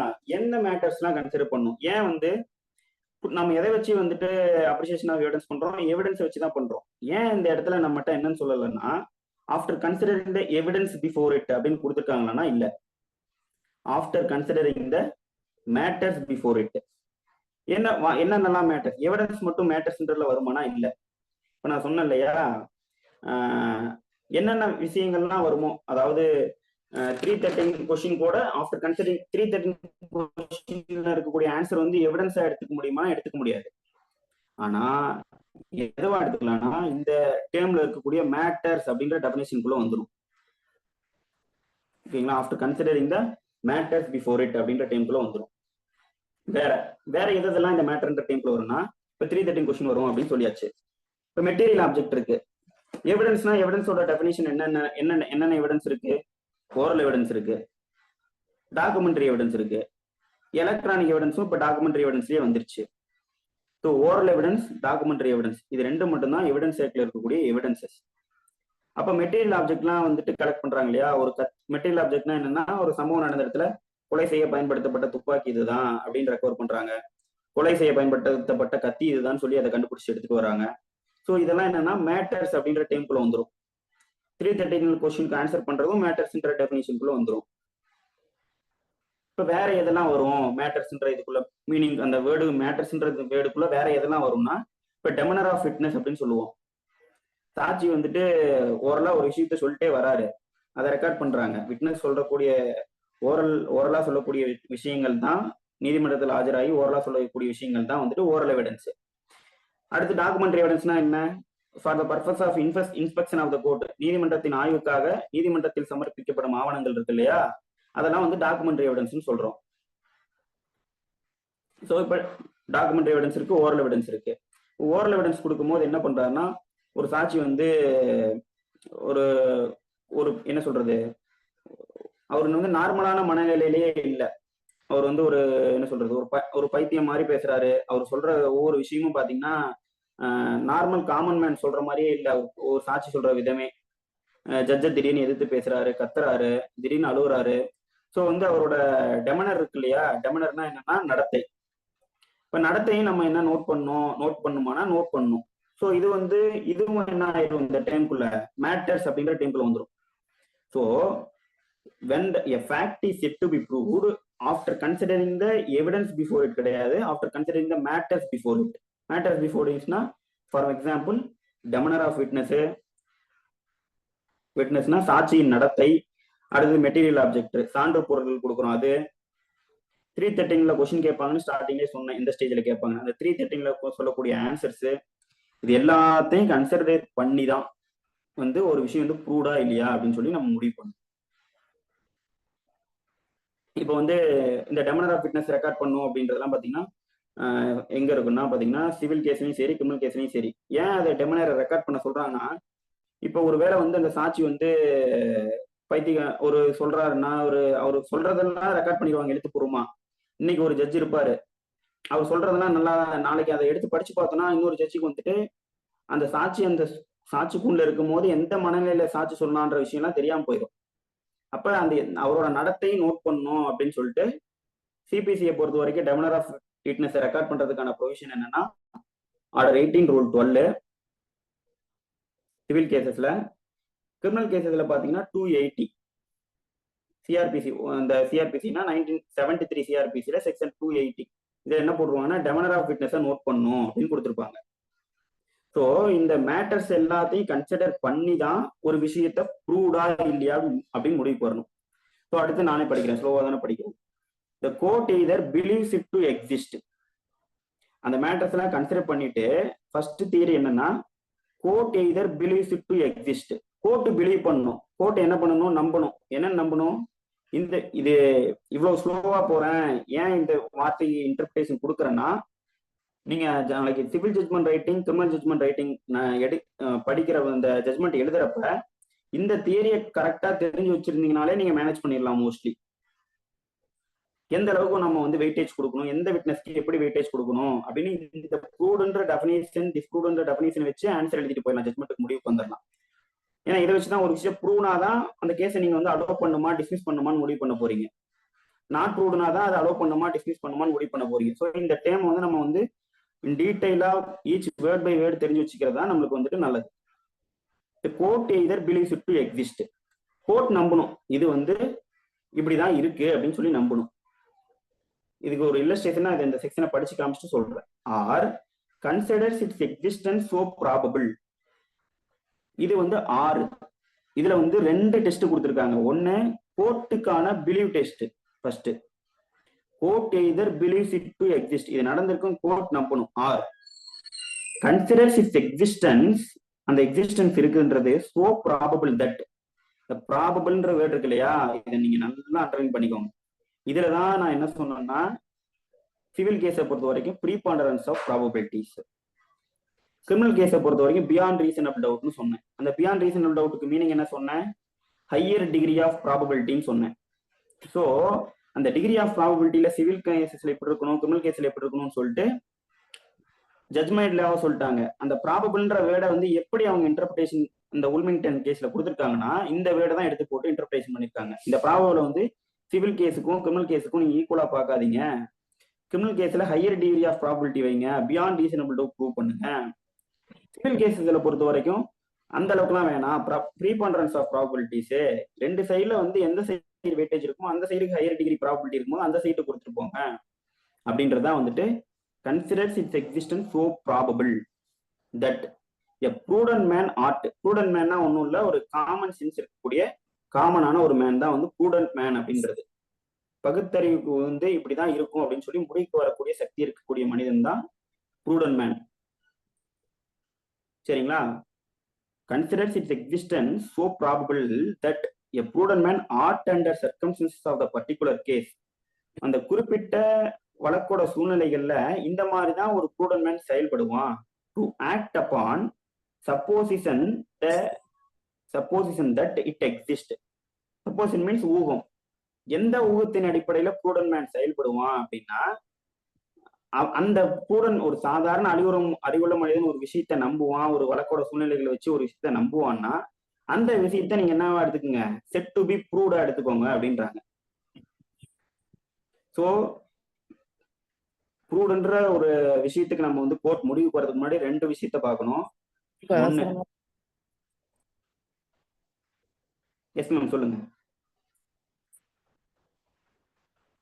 கௌசிகா மேம் மைக் வந்துட்டு அன்மியூட்ல இருக்கு. ஓகே. ஸோ இதுதான் வந்துட்டு ப்ரூவ்டு அப்படின்றது. ஃபார் எக்ஸாம்பிள் நான் ஒரு எக்ஸாம்பிள் கொடுக்குறேன் பாருங்களேன். இப்போ நான் வந்துட்டு இந்த ஒரு ரூம்ல எல்லாரும் நான் இருக்கேன். இப்போ ஒரு ரூம்ல, இந்த ரூம்ல வந்துட்டு ஒருத்தர் வந்து என்னை வந்து கொலை பண்ணிட்டு, நான் வந்து என்னோட ஒய்ஃப் வந்து என்னை வந்து கொலை பண்ணிட்டு போயிடுறாங்க. இதுதான் வந்து கேஸ். இது வந்து ஃபேக்ட்ஸ் ஆஃப் த கேஸ். கொலை பண்ணிட்டு போயிடுறாங்க. அதனால அவங்களுக்கு வந்து மர்டருக்கான சார்ஜ் எடுத்து அவங்க மேல ட்ரையல் நடந்துட்டு இருக்கு. ப்ராசிக்யூஷன் எவிடன்ஸ்லாம் விடுறாங்க. அதை வந்து நேரடியா வந்துட்டு ஒய்ஃப் வந்து என்ன இந்த ரூம்ல வச்சு கொலை பண்ணிட்டு ஓடுறத வந்துட்டு பார்க்கலன்னா கூட வாசல்ல இருந்து ஓடுறப்ப வந்துட்டு வீட்டுக்கு வெளியே இருந்தவர் பார்த்துட்டாரு. அப்படின்னா என்ன அர்த்தம், அட்டார் அபவுட் த சேம் டிரான்சாக்ஷன் வருதா. நான் வந்து கொலை பண்றேன், நான் வந்து வீட்டுக்கு வெளியில் இருக்கவங்க என்ன வந்துட்டு அந்த ஒய்ஃப் ஓடுறத பார்த்துட்டு உள்ள வந்து பாக்குறாங்க, நான் வந்து ரத்த வெள்ளத்துல மிதந்துகிட்டு இருக்கேன். ஸோ ப்ரூடன் மேன் என்ன நினைப்பாருங்க இந்த இடத்துல? ஃபேக்ட் புரிஞ்சுங்களா? நான் வந்து மரணமாயி ரிப்பீட் பண்ணிருக்கேன், சொல்லுங்க. மரணமாயி ரத்த வெள்ளத்துல வந்து ரூம்ல வந்து தனியா வந்து கிடக்குறேன், துடிச்சிட்டு இருக்கேன். ஒய்ஃப் வந்து வீட்டை விட்டு வேகமா ஓடுறாங்க. ஓடுறத பார்த்துட்டு உள்ள என்ன பிரச்சனைன்னு தெரியாம வெளியில இருந்த பைஸ்டாண்டர் வந்து என்ன பண்றாருன்னா உள்ள வராரு. உள்ள பார்த்தா நான் வந்து இப்படி வந்து ரத்த வெள்ளத்துல கிடக்குறேன். ஸோ அவங்களுக்கு என்ன தோணும்? நார்மல் ப்ரூடன் மேனுக்கு என்ன தோணும்? ஓடுன லேடி தான் குத்தி கொலை பண்ணிட்டாங்க. இதுதான் தோணும். இதுதான் ப்ரூடன் மேனோட சப்போசிஷன். ஒரு சாதாரண அறிவுள்ள மனிதனோட ஊகம் என்னவா இருக்கும்னா அவங்க தான் கொலை பண்ணதா இருக்கும். ஸோ இது போதுமா? இந்த prudent Mena supposition that exist இந்த மாதிரி இருக்குதுன்றது போதுமானா இன்னும் வந்து வைக்கிறாங்க. ப்ரூடன் மேன் தியரின்றது ஒரு நார்மல் மேனா இப்ப நம்ம திங்க் பண்ணி சொல்லிட்டோம். இப்ப கோர்ட்டோட டியூட்டி என்னன்னா சோ ப்ராபபிளா இருக்கா, இது மட்டும் பத்தாது. ப்ரூடன் மேன் இருக்கு, ப்ரூடன் மேன் நம்புற அளவுக்கு இருக்கு விஷயம் அப்படின்னா அது பத்தாது. It existence so probable that a prudent man ought under circumstances கொடுத்துருக்காங்க. ஸோ ப்ராபபிளா இருக்கணும் அந்த சப்போசிஷன். ஸோ ஃபர்ஸ்ட் கோர்ட் வந்து எந்த நிலையில உட்காந்து பார்க்கணும்னா ப்ரூடன் மேனா தன்னை நினைச்சுக்கிட்டு ஒரு எவிடன்ஸை பார்க்கணும். எவிடன்ஸ் கிடையாது, அதுக்கு முன்னாடி கூடிய மேட்டர்ஸை பார்க்கணும். அதுக்கு முன்னாடி கூடிய மேட்டர்ஸ் ப்ரூடன் மேனா திங்க் பண்ண அப்புறம் ஒரு சப்போசிஷனுக்கு வரணும். இப்படிதான் இது நடந்திருக்கணும்னு சப்போசிஷனுக்கு வரணும். அந்த சப்போசிஷனும் எப்படிப்பட்ட சப்போசிஷனா இருக்கணும்னா ப்ராபபிளா இருக்கணும். அந்த சப்போசிஷன் ப்ராபபிள் மீன்ஸ் என்னன்னா அதுதான் என்ன சொல்றேன்னா வந்து பாசிபிள் வேற ப்ராபபிள் வேற. ஒரு பாசிபிள்னா என்ன, பாசிபிலிட்டி என்னன்னா இவங்களும் பண்ணிருப்பாங்க அப்படின்றது ஒரு பாசிபிலிட்டியா சொல்லலாம். ஆனா ப்ராபபிள் என்னன்னா ஒரு பாசிபிள்ன்றது ஒரு 50% வச்சுக்கோங்களேன், இப்படி நடந்திருக்கும் வாய்ப்பு இருக்கு அப்படின்றது 50%. ப்ராபபிள் என்னன்னா ஒரு 70, 80, 90% வச்சுக்கோங்க, சும்மா பேருக்காக சொல்றேன். ஸோ அந்த ப்ராபபிள் சப்போசிஷனா இருக்கணும். ஸோ இப்படி ஒரு ப்ராபபிள் சப்போசிஷனுக்கு வந்தாச்சு. ஆமா, ஏன்னா ப்ராபபிள் சப்போசிஷன் என்ன, நான் வந்து இறந்து கிடக்குறேன், ஒய்ஃப் வெளியே ஓடுறாங்க, வெளியே இருந்து வந்து பார்த்தவர் தான் சர்க்கம்ஸ்டன்ஷியல் விட்னஸ் அவர் தான். இந்த மாதிரி தான் சூழ்நிலை சர்க்கம்ஸ்டன்ஷியல் எவிடன்ஸ் சொல்றோம் இல்லையா. சர்க்கம்ஸ்டன்ஷியல் எவிடன்ஸ் எதுல இருந்து வருதுன்னா எமர்ஜ் ஆகுதுன்னா செக்ஷன் 6 ஆஃப் எவிடன்ஸ் ஆக்ட்ல. ஏன்னா at or about the time of transaction இந்த நான் இப்போ சொல்றேன் இல்லையா, இதையும் நீங்க வந்து செக்ஷன் 6ஐயும் கனெக்ட் பண்ணலாம். அதை நான் இப்போ உள்ள போகிறோம்ல, அது போனா அது லென்த்தியா போயிடும். அது டாபிக் நம்ம எதை எடுக்க போறோமோ அது வந்து டிவைட் ஆகி போயிடும். ஸோ இப்படி ஓடி போறோம். இப்போ வந்து ப்ராசிக்யூஷன் எவிடன்ஸ் எல்லாம் முடிஞ்சு போச்சு. எல்லாருமே வந்து அந்த சர்க்கம்ஸ்டன்ஷியல் எவிடன்ஸும் கரெக்டா சொல்லிட்டாங்க, சாட்சியும் சொல்லிட்டாங்க. நான் போனேன், ஒய்ஃப் வந்து ரத்த வெள்ளத்துல ஒரு உள்ள கடந்தாரு, ஒய்ஃப் வந்து வெளியில வேகமா ஓடினாங்க. சுத்தி பாக்குறேன், எங்க வீட்டை சுத்தி எந்த வீடுமே இல்லை, இருக்கிறது இந்த ஒரே வீடு தான். அப்ப யார் கொண்டிருப்பா, ஒரே ஆப்ஷன் வந்து ஒய்ஃப் தான் கொண்டிருப்பாங்க. ஸோ ப்ராபபிள் சப்போசிஷன் ரைஸ் ஆயிடுச்சு கோர்ட்டுக்கு. ஸோ இப்போ அடுத்து என்ன, ப்ராசிக்யூஷன் எவிடன்ஸ் முடிஞ்ச அப்புறம் என்ன ஆகும், அடுத்த ஸ்டேஜ் டிஃபென்ஸ் சைடு எவிடன்ஸுக்கு போவோம். டிஃபென்ஸ் சைடு எவிடன்ஸ் போறதுக்கு முன்னாடி 313 கொஸ்டின் கேட்போம் இல்லையா. 313 கொஸ்டின் என்ன கேட்போம், இந்த மாதிரி இவரு சர்க்கம்ஸ்டன்ஷியல் எவிடன்ஸ் வந்து என்ன சாட்சி சொல்லியிருக்காருன்னா, நான் உங்களுடைய கணவர் வந்துட்டு ரூம்குள்ள ரத்த வெள்ளத்துல வந்து தரிதவிச்சு வந்து படுத்திருந்ததாகவும், அந்த டைம்ல வந்து நீங்க வந்து வேகமா வந்து ஓடினதாகவும், நீங்க ஓடினதை பார்த்துட்டு தான் அவர் உள்ள வந்து அந்த டெட் பாடி வந்து ரத்த வெள்ளத்துல கிடக்கிறத பார்த்ததாகவும் வந்து சாட்சியம் அளிச்சிருக்காங்க. இந்த இன்கிரிமினேட்டிங் சர்க்கம்ஸ்டன்சஸ்க்கு நீங்க என்ன ஆன்சர் பண்றீங்கன்னு ஒரு ஸ்பெசிபிக் கொஸ்டின் வைக்கிறாங்க 313 ஸ்டேஜ்ல.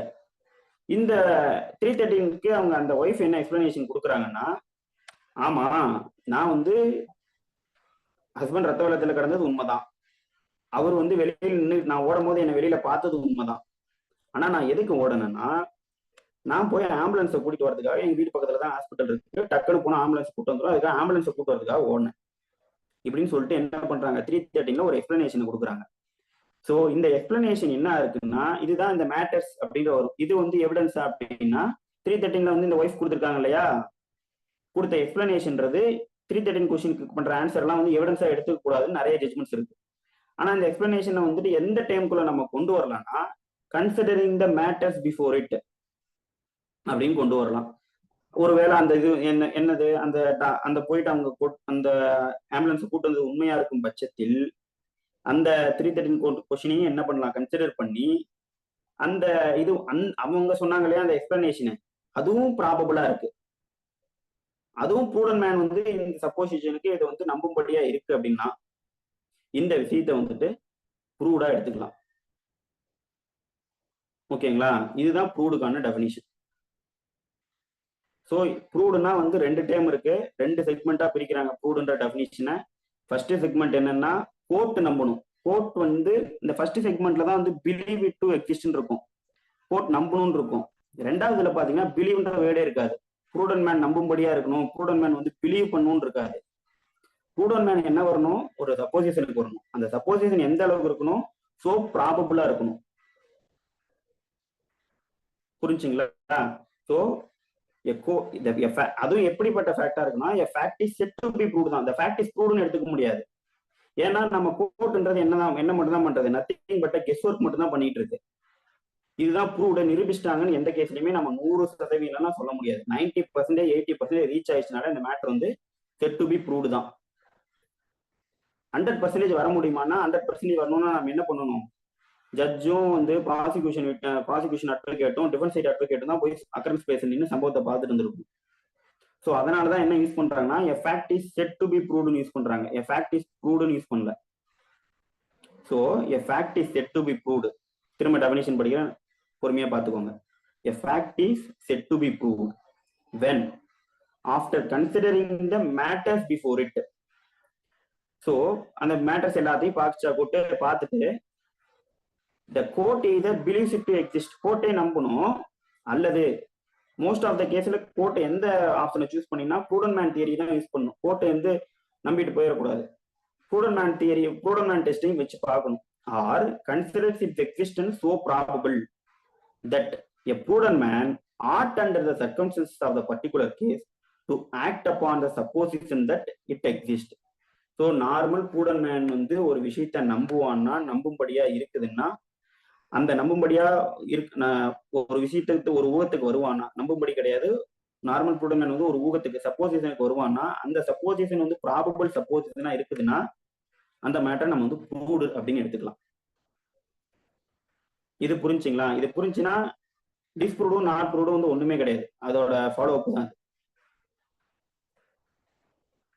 மோனி மேம் ஹேண்ட் ரைஸ் பண்ணிருக்கீங்க, நீங்க கொஸ்டின் வந்துட்டு கேட்கலாம். சார் சாரி, ஃபேக்சுவலா கேட்காம கொஸ்டின் ஆஃப் லா வைங்க. கொஸ்டின் ஆஃப் லா தான் நீங்க சொன்னீங்க இல்லையா? If she runs away and she calls ஆம்புலன்ஸ்னா மெட்டீரியல் எவிடன்ஸ்ல வரலாம்னு சொன்னீங்களா? What if she has killed herself and then she runs away and calls the ambulance? அதான் சொல்றேன், இது வந்து நான் ப்ரூவ்டா எடுத்துக்கீங்கன்னு சொல்லல. இஃப் இது வந்து பிலீவபிளா இருக்கு, அது சொல்றது ப்ராபபிளா இருக்குன்னா ப்ரூவ்டா எடுத்துக்கலாம். இப்போ if it is not probable, கேஸோட கேஸ் வரைக்கும் எவிடன்ஸ்ன்றது வந்து ஒரு லைன்ல இருக்காது. PW1, PW2, PW3 each witness இருக்காங்க. கராபரேஷன் இருக்கு, கான்ட்ரடிக்ஷன்ஸ் இருக்கு, கன்ஃபர்ஷன்ஸ் இருக்கு, அட்மிஷன்ஸ் இருக்கு. அடுத்தது வந்து விட்னஸ் வந்துட்டு பாத்தீங்கன்னா அது சோல் விட்னஸ் தியரி இருக்கு, பர்டன் ஆஃப் ப்ரூஃப் யார் மேல இருக்குன்னு இருக்கு, பர்டன் ஷிஃப்ட் ஆகிறது இருக்கு. இதெல்லாம் தாண்டி வந்து இஃப் இட் இஸ் ப்ராபபிள் அப்படின்னா வந்து இது நம்பும்படியா அதாவது ப்ராபபிளா இருந்துச்சுன்னா மட்டும்தான் அதை வந்து நம்ம வந்து அவங்க ப்ராசிக்யூஷன் கேஸை டிஸ்ப்ரூவ் பண்ணிட்டாங்கன்னு எடுத்துக்க முடியுமே தவிர, நம்ம வந்து இப்படி இந்த 313 இந்த மாதிரி எக்ஸ்பிளனேஷன் கொடுத்துட்டாங்க அதனால நான் அக்யூட்டல் பண்றேன்னு 19 அக்யூட்டல் பண்ணிட்டு போயிட முடியாது. ஓகேங்களா? அதை நான் எப்படி டிசைட் பண்றதுன்னா ஈச் கேஸோட ஃபேக்ட்ஸ் அண்ட் சர்க்கம்ஸ்டன்சஸ் வச்சு நம்ம டிசைட் பண்ணுவோம். நம்ம ஏன்னா நம்ம இன்னும் ஒரு ஸ்பெசிபிக் கேஸ் எடுத்து அதோட ப்ராசிக்யூஷன் கேஸையும் டிஃபென்ஸ் என்ன வைக்கிறாங்க அப்படின்றத பொறுத்து நம்ம டிஸ்கஸ் பண்ணல. சார்ஜ் ஷீட் முடிச்சா நம்ம படிச்சு காமிக்கல. நான் என்ன பண்றேன்னா ப்ரொவிஷன் என்ன சொல்லுது இதை வச்சு நீங்க வந்து ஃபேக்ட்ஸ்ல அப்ளை பண்ணணும். புரிஞ்சா மேம்? அப்புறம் சார் எஸ் சார், அப்புறம் அந்த மெட்டீரியலிஸ்டிக் இது சொன்னீங்க இல்லையா? மெட்டீரியல்ஸ் எல்லாம் சொன்னீங்களா? மெட்டீரியல் எவிடன்ஸ், டாக்குமெண்ட்ரி எவிடன்ஸ் சொன்னீங்களா? சப்போஸ் இஃப் அந்த கிரைம் ஹேப்பனிங் சீன்ல வந்துட்டு தே கலெக்ட் மெட்டீரியல்ஸ் இல்லையா, இது கிடைச்சிருக்கு அது கிடைச்சிருக்குன்னு, அது suppose they are making a லிஸ்ட்னு வச்சுக்கோங்க, அந்த லிஸ்டும் வந்துட்டு டாக்குமெண்ட்ரி எவிடன்ஸ்ல வருமா? கண்டிப்பா வராது. ஓகே. டெஃபினிஷன் ஆஃப் எவிடன்ஸ் எடுத்து படிச்சு பாத்தீங்கன்னா உங்களுக்கு ஆன்சர் கிடைச்சிடும். லாஸ்ட் செஷன் அட்டெண்ட் பண்ணீங்களா? ஃபர்ஸ்ட் செஷன் அட்டெண்ட் பண்ணீங்களா evidence session? No sir, I did not attend. This is the first class. அதுல எவிடன்ஸ்க்கான டெஃபினிஷன் சொல்லிருந்தேன். எவிடன்ஸ்னா என்னன்னா 2 கொடுத்திருப்பாங்க. விட்னஸ் கோர்ட் முன்னாடி வந்து சொல்றது, documents, inspection of document produced before the court, இது மட்டும் தான் டாக்குமெண்ட்ரி எவிடன்ஸ். மெட்டீரியல் ஆப்ஜெக்ட்ஸ் கண்டிப்பா டாக்குமெண்ட்ரி எவிடன்ஸ் கிடையாது. டாக்குமெண்ட்ரி எவிடன்ஸா இருந்தா எக்ஸிபிட்ன்ற சீரீஸ்ல மார்க் ஆகும். இஃப் மெட்டீரியல் ஆப்ஜெக்டா இருந்தா MOS அப்படின்ற சீரீஸ்ல மார்க் ஆகும். மெட்டீரியல் ஆப்ஜெக்ட் வந்துட்டு டாக்குமெண்ட்ரி எவிடன்ஸ்ல வராது, ஓரல் எவிடன்ஸ்லயும் வராது. ஸோ இந்த 2 டைம் தான் வந்து எவிடன்ஸ் ஆக்ட்ல எவிடன்ஸ் டிஃபைன் பண்ணிருக்குது. ஸோ மெட்டீரியல் எவிடன்ஸ்ன்றது not a evidence, it is a matters before the court. புரிஞ்சா மேம்? புரிஞ்சது சார். பட் என்னோட क्वेश्चन இல்ல நீங்க என்ன பிராக்டீஸ் பண்றீங்களா, என்ன பண்றீங்க? Yes, I practice, but I practice civil. I don't practice criminal. I have no idea about criminal cases. Yes ma'am. இப்ப எத்தனை வருஷமா பிராக்டிஸ் பண்றீங்க? I'm practicing for long, but I seriously have no clue about criminal cases. I've never been to criminal. இது ப்ரூவ்டுன்ற டெஃபினிஷனுக்கு not only specific topic to the criminal கிடையாது. இது வந்து சிவிலுக்கும் அப்ளை ஆகணும். இல்லஸ்ட்ரேஷன் எஸ் கொடுத்தது எஸ் தான். அதனாலதான் கேட்டேன். ஏன்னா ஒன் ஆஃப் ஒரு ஒரு அப்பீல் போனப்போ, I am not talking here, ஒரு ஹைகோர்ட்ல ஒரு அப்பீல் போனப்போ ஒரு ஒரு that I was think not இது மை கேஸ், இது ஆஃப் சம் அதர் கேஸ். டாபிக்ல இருந்து டிவைட் ஆக போகுது. வித்தின் த டாபிக் வந்து உங்களுக்கு எந்த டவுட்னாலும் கேளுங்க. That is why I did not ask this. அதனாலதான் நான் உங்ககிட்ட வந்துட்டு ஓகே எவிடன்ஸ்ல தான் கேட்டுட்டு இருக்கேன். Okay ma'am. Okay criminal ma'am. அதாவது எவிடன்ஸ்ல தான், ஓகே அதனாலதான் கேட்டேன். ஓகே மேம், நான் எக்ஸ்பிளைன் பண்றேன், நீங்க மியூட் பண்ணிக்கோங்க. ஆக்சுவலா நீங்க கேட்கறது எல்லாமே வந்து இந்த கேஸ்ல ஈச் கேஸ்ல நீங்க எப்படி டிசைட் பண்ணீங்கன்னு ஒன்லைனரா கேக்குறீங்க. அப்படி ஒன்லைனரா நான் வந்து ஆன்சர் பண்ண முடியுமான்னா இல்ல இல்ல சார், நான் அப்படி கேட்கல. நான் என்ன ஓகே மேம். கேட்டேன்னா, ஓகே மேம், லீவ் இட். நான் அடுத்து போறேன். டைம் வந்து கன்ஸ்ட்ரைண்டா போயிட்டு இருக்கு. நீங்க டிவைட் ஆக வேண்டாம். டாபிக்ல இருந்து வேற மாதிரி டைவர்ட் ஆகி போயிட்டு. ஸோ அடுத்து வந்து பாத்தீங்கன்னா வேற யாருக்காவது வந்து டவுட் ஸ்பெசிபிக் இந்த டாபிக்ல இருந்து இருக்கா? இந்த டாபிக் இருந்துச்சுன்னா கேட்கலாம். இப்ப நான் சொன்ன எக்ஸ்பிளனேஷன் யாருக்கா புரியல? எல்லாருக்குமே கிளியரா? Yes, sir. Okay sir, thank you.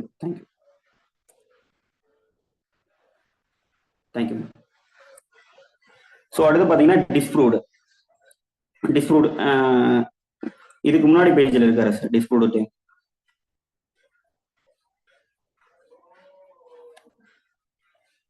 Zoom பண்ணிக்கோங்க, சீல இருக்கு. ஓகே, இப்போ பார்த்தீங்கன்னா ப்ரூவ்ட் அப்படின்றத பார்த்துட்டோம். இதெல்லாம் ப்ரூவ்டுன்னு பார்த்துட்டோம். எப்படி வந்து ஒரு கேஸை ப்ரூவ்டுன்னு எடுத்துக்கிறதுன்னு பார்த்துட்டோம். அந்த ப்ராபபிள்னு ஒரு வார்த்தை இருக்கும் இல்லையா, அந்த ப்ராபபிள் தான் எந்த மாதிரி ப்ராபபிள்னா சிவில் கேஸை பொறுத்த வரைக்கும் ப்ரீபண்டரன்ஸ் ஆஃப் ப்ராபபிலிட்டிஸ், கிரிமினலை பொறுத்த வரைக்கும் beyond reasonable doubt. Beyond reasonable டவுட்டுக்கு மீனிங் என்னன்னு சொல்லிட்டேன். அது ஒரு கேஸ்னாலே சொல்லியிருப்பாங்க. நான் இந்த சொல்றேன் இல்லையா, beyond reasonable doubt is nothing but it is a higher degree of probabilities. அது கேஸ் லாஸ் நான் நோட் பண்ணல. அந்த கேஸ்ல தான் என்ன சொல்லியிருக்காங்கன்னா பியாண்ட் ரீசனபிள் டவுட் மீனிங் சொல்லிட்டு beyond reasonable doubt is a higher degree of probability. இதை நோட் பண்ணிக்கோங்க. ஏன்னா நிறைய இதுல பியாண்ட் ரீசனபிள் டவுட்னு சொல்லிடுவாங்க. அப்படின்னா என்னன்னு சொல்ல மாட்டாங்க. பியாண்ட் ரீசனபிள் டவுட்ன்றது higher degree of probability but it need not be a certainty.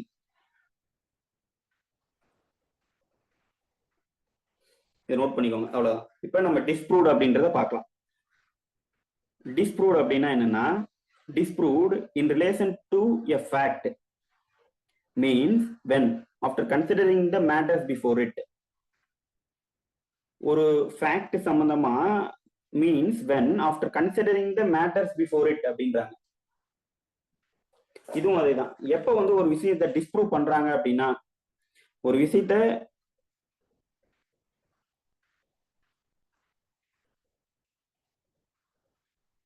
Comment போட்டிருக்காங்க. Question is related to the topic if those lists are made on material found place occurrence should be taken. No ma'am, not a documentary evidence. I already answered. It is a material object. It can be termed as matters before it. So disproved பார்ப்போம். எப்ப வந்துட்டு ஒரு விஷயத்த disproved அப்படின்னு சொல்றாங்க பார்ப்போம். இப்ப சீல வந்து டிஸ்ப்ரூவ்ட்னு சொல்லியிருக்காங்க இல்லையா. டிஸ்ப்ரூவ்ட்னா என்னன்னா in relation to a fact means when அப்படின்னு கொடுத்திருக்காங்க. இந்த வேர்டு தான் இது வந்து பாரதிய சாட்சி அதிநியம் நியூ ஆக்ட்ல இருக்கும் இல்லையா. இதே வந்து 1860 வந்தக்கூடிய சர் ஜேம்ஸ் ஸ்டீஃபன் எழுதின வந்து எவிடன்ஸ் ஆக்ட்ல 1860 ஒரு இடத்துல சொல்லியிருப்பேன். 1872 எவிடன்ஸ் ஆக்ட். 1872 எவிடன்ஸ் ஆக்ட்லயும் இதே தான் இருக்கான்னா இல்ல. என்ன இருக்குன்னா the fact is said to be disproved அப்படின்ற வேர்டு தான் பழைய எவிடன்ஸ் ஆக்ட்ல யூஸ் பண்ணியிருக்காங்க. பழைய செல்ல இன்னும் அதான் ஃபாலோ பண்றோம். இந்த ஆக்ட் வந்து ஜூலை 1 இருந்து தான் நம்மளுக்கு என்ஃபோர்ஸ்க்கு வரும். So a fact is said to be disproved அப்படின்னு தான் சொல்லியிருக்காங்களே ஒழிய இந்த மாதிரி வந்து disproved in relation to a fact means அப்படின்ற மாதிரி கொடுக்கல. ஸோ அந்த ஆக்சுவலா என்ன கொடுத்துருக்கணும்னா செட் டு பி ப்ரூவ்டு தான், செட் டு பி டிஸ்ப்ரூவ்டு தான் கொடுத்துருக்கணும். சம்திங் வந்து லா மேக்கர்ஸ் வந்து இந்தியன் லா மேக்கர்ஸ் சம்திங் டிஃப்ரெண்டா யோசிச்சு எதுக்காக கொடுத்துருக்கான்றது இனி வரும் காலங்களில் சுப்ரீம் கோர்ட்ல ஏதாவது இன்டர்பிரேஷன் கொடுத்தா மட்டும் தான் இது கிளியர் கட்டா நம்மளுக்கு தெரிய வரும். ஸோ அதனால fact is said to be disproved தான் ஆப்டான டைம். ஏன்னா இந்த இந்த எவிடன்ஸ் ஆக்டை மேக் பண்ணது யாருன்னா வந்து இங்கிலீஷ் லா மேக்கர்ஸ் தான். ஸோ அவங்க அந்த வேர்டை யூஸ் பண்றதுக்கு காயின் பண்ணதுக்கான ரீசன் நான் ஆல்ரெடி சொல்லிட்டேன். எப்பயுமே ஒரு ஃபேக்டை வந்து 100% வந்து செட் டு பி ப்ரூவ்டுனோ 100% வந்து செட் டு பி வந்துட்டு டிஸ்ப்ரூவ்டுனோ சொல்ல முடியாது. அதனால வந்து அதை வந்து when the fact is said to be வந்துட்டு ப்ரூவ்டு, செட் டு பி நான் டிஸ்ப்ரூவ்டுன்னு சொல்றது தான் வந்து கரெக்டா இருக்கும். ஸோ இங்க என்ன சொல்லியிருக்காங்கன்னு நம்ம பார்ப்போம். பாரதி சாட்சி அதிநியம்ல disproved in relation to a fact means when, after considering the matters before it, the court either believes that it does not exist or considers its existence so probable. So இதுலயும் என்னதான் பண்றாங்க, first எப்ப வந்து after considering the matters before it தான் court தன் முனையில இருக்கக்கூடிய matters எல்லாம் பார்த்துட்டு the court either believes that it does not exist, இல்ல இப்படி வந்து இது வந்து நம்பும்படியா இல்ல, இப்படி ஒண்ணு இல்ல அப்படின்னு சொல்லி முடிவுக்கு வருது கோர்ட். இதே ப்ரூவ்ட் டெஃபினிஷன் என்ன பார்த்துருக்கோம்னா the court either believes to exist ன்னு பார்த்திருக்கோம். இங்க என்ன சொல்றாங்க, does not exist. ப்ரூவ்டுனா என்ன தமிழ் மீனிங்னா மெய்ப்பிக்கப்பட்டது அப்படின்னு அர்த்தம். டிஸ்ப்ரூவ்டுனா பொய்ப்பிக்கப்பட்டது. ஒரு கேஸ் வந்து எப்ப வந்து பொய்ப்பிக்கப்பட்டது அப்படின்னா நீதிமன்றம் தன் முன்னில் இருக்கக்கூடிய மேட்டர்ஸை பார்த்துட்டு நம்புது, பிலீவ் பண்ணுது. என்னன்னு பிலீவ் பண்ணுது, இட் டஸ் நாட் எக்ஸிஸ்ட், இது இப்படி இல்ல அப்படின்னு நம்புது. ஓகேங்களா? Or considers its existence, considers its non existence. இப்போ வந்து அங்க பாத்தீங்கன்னா கன்சிடர்ஸ் எக்ஸிஸ்டன்ஸ் பார்த்திருப்போம் ப்ரூவ்டுல. இதுல கன்சிடர்ஸ் இட்ஸ் நான் எக்ஸிஸ்டன்ஸ் பார்க்கிறோம். எப்ப வந்து இல்லைன்னு நினைக்கணும்னா so probable that a prudent man ought under circumstances of the particular case. இதுலயும் என்னதான் பண்றாங்க, ரெண்டாவது செக்மெண்ட்ல ப்ரூடன்ட் மேன் வந்துட்டு அந்த கேஸோட பர்டிகுலர் கேஸோட சர்க்கம்ஸ்டன்சஸ்ல to act upon the supposition that it does not exist. என்னன்ற சப்போசிஷனுக்கு வருவார்னா ப்ரூடன்ட் மேனு இப்படி ஒண்ணு நடக்கல அப்படின்னு வருவார். அதை தான் நான் சொன்னேன். இஃப் அந்த லேடி வந்துட்டு நான் திரும்பி வந்து ஆம்புலன்ஸை கூட்டிட்டு வந்தேன் அப்படின்றது 313 எக்ஸ்பிளனேஷன்ல கொடுத்துட்டு இஃப் இட் இஸ் தட் ப்ரூவ்டுனா அந்த நான் திரும்பி வந்தேன் இதுதான் சொல்லிட்டு அதை நிரூபிச்சிட்டாங்கன்னா என்ன நான் எக்ஸிஸ்டன்ஸ் ஆயிரும். மர்டர் இவங்க தான் பண்ணாங்கன்ற ஃபேக்டை ப்ரூவ் பண்ணாங்க இல்லையா ப்ராசிக்யூஷன், அந்த ஃபேக்டர் வந்துட்டு இவங்க தான் பண்ணாங்கன்றது நான் எக்ஸிஸ்ட். இப்படி ஒன்று நடக்கலன்னு சொல்லிட்டு இவங்க வந்து என்ன பண்ணிடுவாங்க, அதை டிஸ்ப்ரூவ் பண்ணிடுவாங்க. ஸோ இதுல என்ன டெஸ்ட், ஃபர்ஸ்ட் டெஸ்ட் என்னன்னா கோர்ட் வந்துட்டு பிலீவ் பண்ணணும். ரெண்டாவது டெஸ்ட் ஆர்டினரி ப்ரூடன்ட் மேன் வந்துட்டு ஒரு சப்போசிஷனுக்கு வரணும். அந்த சப்போசிஷனும் எப்படிப்பட்ட சப்போசிஷனா இருக்கணும்னா சப்போசிஷன் வந்து சோ ப்ராபபிளா இருக்கணும். ஸோ இதுதான் வந்துட்டு டிஸ்ப்ரூவ்டுக்கான மீனிங். ஸோ இந்த ப்ராபபிலிட்டி தான் என்ன சொல்லிட்டேன், சிவில் கேஸ்ல எந்த அளவுக்கு ப்ராபபிலிட்டி இருக்குன்னா ப்ரீபண்டரன்ஸ் ஆஃப் ப்ராபபிலிட்டிஸ். ரெண்டு இது வச்சோம்னா எந்த இது வந்துட்டு ஹையர் லெவல்ல இருக்கோ பிளைன்டிஃப் வைக்கிறோம், டிஃபரன்ஸ் சைடு எவிடன்ஸ் வைக்கிறோம், எந்த எவிடன்ஸ் வந்து ஹையர் லெவல்ல இருக்கோ அவங்க சைட்ல வந்து நம்ம வந்து சாஞ்சிடுறோம். அதுதான் வந்து ப்ரீபண்டரன்ஸ் ஆஃப் ப்ராபபிலிட்டிஸ். இந்த ப்ராபபிலிட்டிஸை கிரிமினல் கேஸ்ல வந்து சோ ப்ராபபிள்ன்ற டைம் வந்து இன்டர்பிரேஷன் கொடுத்தோம்னா அது என்னன்னா வந்துட்டு beyond reason of doubt prove பண்ணிடணும்னு சொல்றோம். அந்த பியாண்ட் ரீசன் ஆஃப் டவுட்டுக்கு தான் என்ன மீனிங் கொடுத்துருக்கேன்னா higher degree of probability but வந்து இட் டஸ் நாட் வந்து நீட் நாட் பி சர்டனிட்டியா இருக்கணுன்றது அவசியம் கிடையாது. ஸோ இதுதான் டிஸ்ப்ரூவ்டு. இப்போ வந்து அந்த ஒய்ஃப் வந்து இந்த ஃபேக்டை வந்து 313 கொஸ்டின்ல சொல்லிட்டு நாளைக்கு வந்து ஆம்புலன்ஸ் டிரைவரையோ இல்லை யாரையோ வந்து எக்ஸாமின் பண்றாங்க, டிஃபரன்ஸ் சைடு விட்னஸ்ல எக்ஸாமின் பண்ணாங்கன்னா இந்த ஃபேக்ட்ஸ் என்ன ஆயிரும், ஏற்கனவே வந்து இவங்க தான் கொலை பண்ணாங்கன்னு சொல்லி எக்ஸிஸ்டன்ஸ் சொல்லி ப்ரூடன்ட் மேன் தியரியில வந்து நம்ப வச்ச ஃபேக்ட் ப்ரூவ்டு ஃபேக்ட் டிஸ்ப்ரூவ்டு ஃபேக்டா மாறிடும். ஸோ இதுதான் ப்ரூவ்டுக்கும் டிஸ்ப்ரூவ்டுக்கும் டிஃபரெண்ட். ரெண்டுலையுமே என்னதான் கோர்ட்டு தன்னை வந்து முன்னிறுத்தி பார்க்கணும்னா கோர்ட் வந்து தன்னை ஒரு ஆர்டினரி ப்ரூடன்ட் மேனா நிறுத்தி பார்க்கணும். அடுத்த ஸ்டெப்பு கோர்ட் வந்து ப்ரூடன்ட் மேன் நிலையில இருந்து ஒரு சப்போசிஷனுக்கு ஒரு ஊகத்துக்கு வரணும். அந்த ஊகமும் எப்படிப்பட்ட ஊகமா இருக்கணும்னா ப்ராபபிளான ஊகமா இருக்கும், சோ ப்ராபபிளா இருக்கணும். ஸோ ப்ராபபிளுக்கும் இன்டர்பிரேஷன் கொடுத்தாச்சு. ப்ராபபிள்ன்றது நாட் அ பாசிபிலிட்டி. பாசிபிலிட்டினா ஒரு 50% இது நடந்திருக்க வாய்ப்பு இருக்குன்னு சொல்றது ஒரு 50%. இது வந்து பாசிபிலிட்டியா இருக்கணுமானா இருக்கக்கூடாது.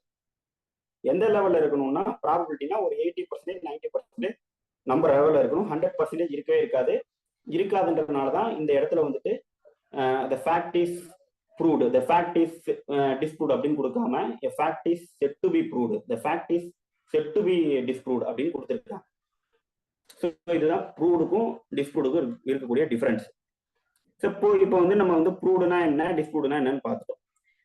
அடுத்து என்ன டைம் இருக்குன்னா நாட் ப்ரூவ்ட் அப்படின்ற டைம் வந்து டெஃபினேஷன்ல கொடுத்துருக்காங்க. நாட் ப்ரூவ்ட் வந்து நெக்ஸ்ட் பேஜ்ல இருக்காரு சார். இதுல டிஸ்ப்ரூவ்ட்ல ஏதாவது டவுட் இருக்குங்களா?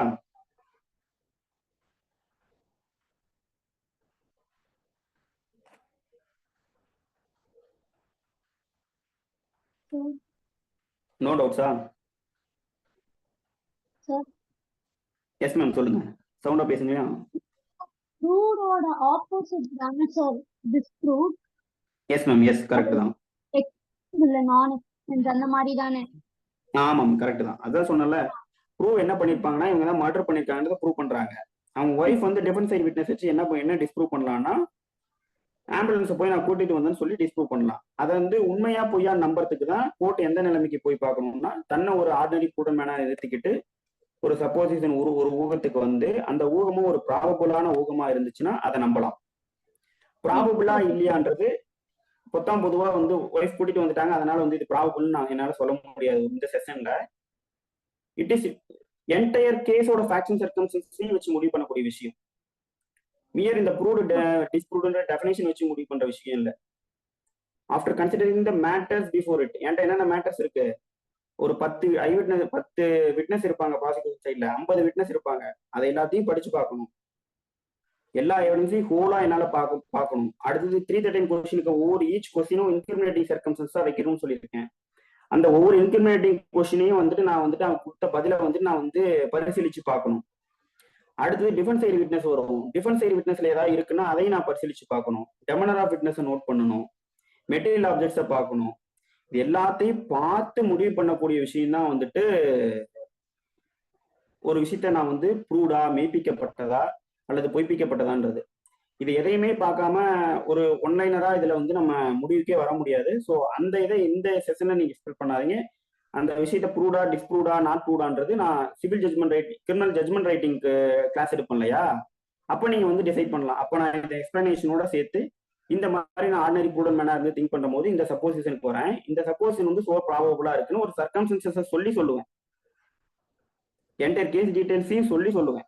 அப்போ வந்து நீங்க வந்துட்டு இந்த கேஸ்ல ஏன் இப்படி முடிவுக்கு வந்தீங்க நீங்க ரைஸ் பண்ணலாம். ஏன்னா வந்து ப்ரூடன் மேன்றது என்னங்க, நீங்க ஒரு ப்ரூடன் மேனா நீங்க ஒரு திங்கிங்ல இருப்பீங்க. எல்லா மனிதர்களுமே வந்து பகுத்தறிவு கொண்ட மனிதர்கள்லாம் இங்க ஒரு 39 பேர் இந்த கிளாஸ் அட்டன் பண்றீங்க. 39 பேருமே வந்துட்டு ஒரு ப்ரூடன் மேன் தான். ஆனா அந்த ப்ரூடன் மேன் எல்லாருமே ஒரே சப்போசிஷனுக்கு வந்துருவாங்களா? ஒரு ஊகத்துக்கு தான் வரும். எல்லாமே கெஸ் ஒர்க் தானே. இந்த கெஸ் ஒர்க் எல்லாருமே 39 பேருமே ஒரே மாதிரி திங்க் பண்ண முடியுமா? கண்டிப்பா முடியாது. ஸோ ப்ரூடன் மேன் வந்து ஒவ்வொருத்தர் ப்ரூடன் மேனும் ஒவ்வொரு சப்போசிஷனுக்கு வந்துருவாங்க. ஸோ வந்து கோர்ட்டோட வேலை முடியல. ப்ரூடன் மேனோட இடத்துல இருந்து யோசிச்சு பார்க்கறதோட கோர்ட்டோட வேலை முடியல. எந்த இடத்துக்கும் கோர்ட் போகணும்னா அந்த சப்போசிஷன் ஸோ ப்ராபபிளா இருக்கான்னு பார்க்கணும். ஸோ அப்பதான் வந்து இட் இஸ் வந்துட்டு ப்ரூவ்டு, இட் இஸ் டிஸ்ப்ரூவ்டு அப்படின்னு முடிவு பண்ண முடியும். அந்த ப்ராபபிலிட்டிக்கும் நான் எக்ஸ்பிளனேஷன் கொடுத்துறேன், அதையும் திரும்ப ரிப்பீட் பண்றேன். ப்ராபபிலிட்டின்றது நாட் பாசிபிலிட்டி. ப்ராபபிலிட்டின்றது ஒரு பாசிபிலிட்டின்றது ஒரு 50% வந்து இப்படி இருக்கு, இப்படி எடுத்துக்கலாம் இருக்குன்னா அதை வந்து ப்ராபபிலிட்டியா மாத்துறது, பாசிபிலிட்டி வந்து ஒரு 70%, 80%, 90% மாறணும். அப்பதான் அந்த ப்ராபபிலிட்டி, அந்த பாசிபிலிட்டி வந்து ப்ராபபிலிட்டியா மாறும். இப்படிதான் இருந்திருக்கும் அப்படின்ட்டு. ஓகேங்களா? Okay sir. பிரதர் நான் பேசுறது வந்து ரொம்ப ஸ்பீடப்பா இருக்கா? Sir okay sir. வேற யாராவது சொல்லுங்க, ஸ்பீடப்பா இருக்குன்னு யாராவது ஃபீல் பண்ணீங்கன்னா சொல்லிருக்கு. ஏன்னா நோன்றது சிலர் வந்து ப்ராக்டிஸ் இருக்கனால ஈஸியா அண்டர்ஸ்டாண்ட் பண்ணலாம்.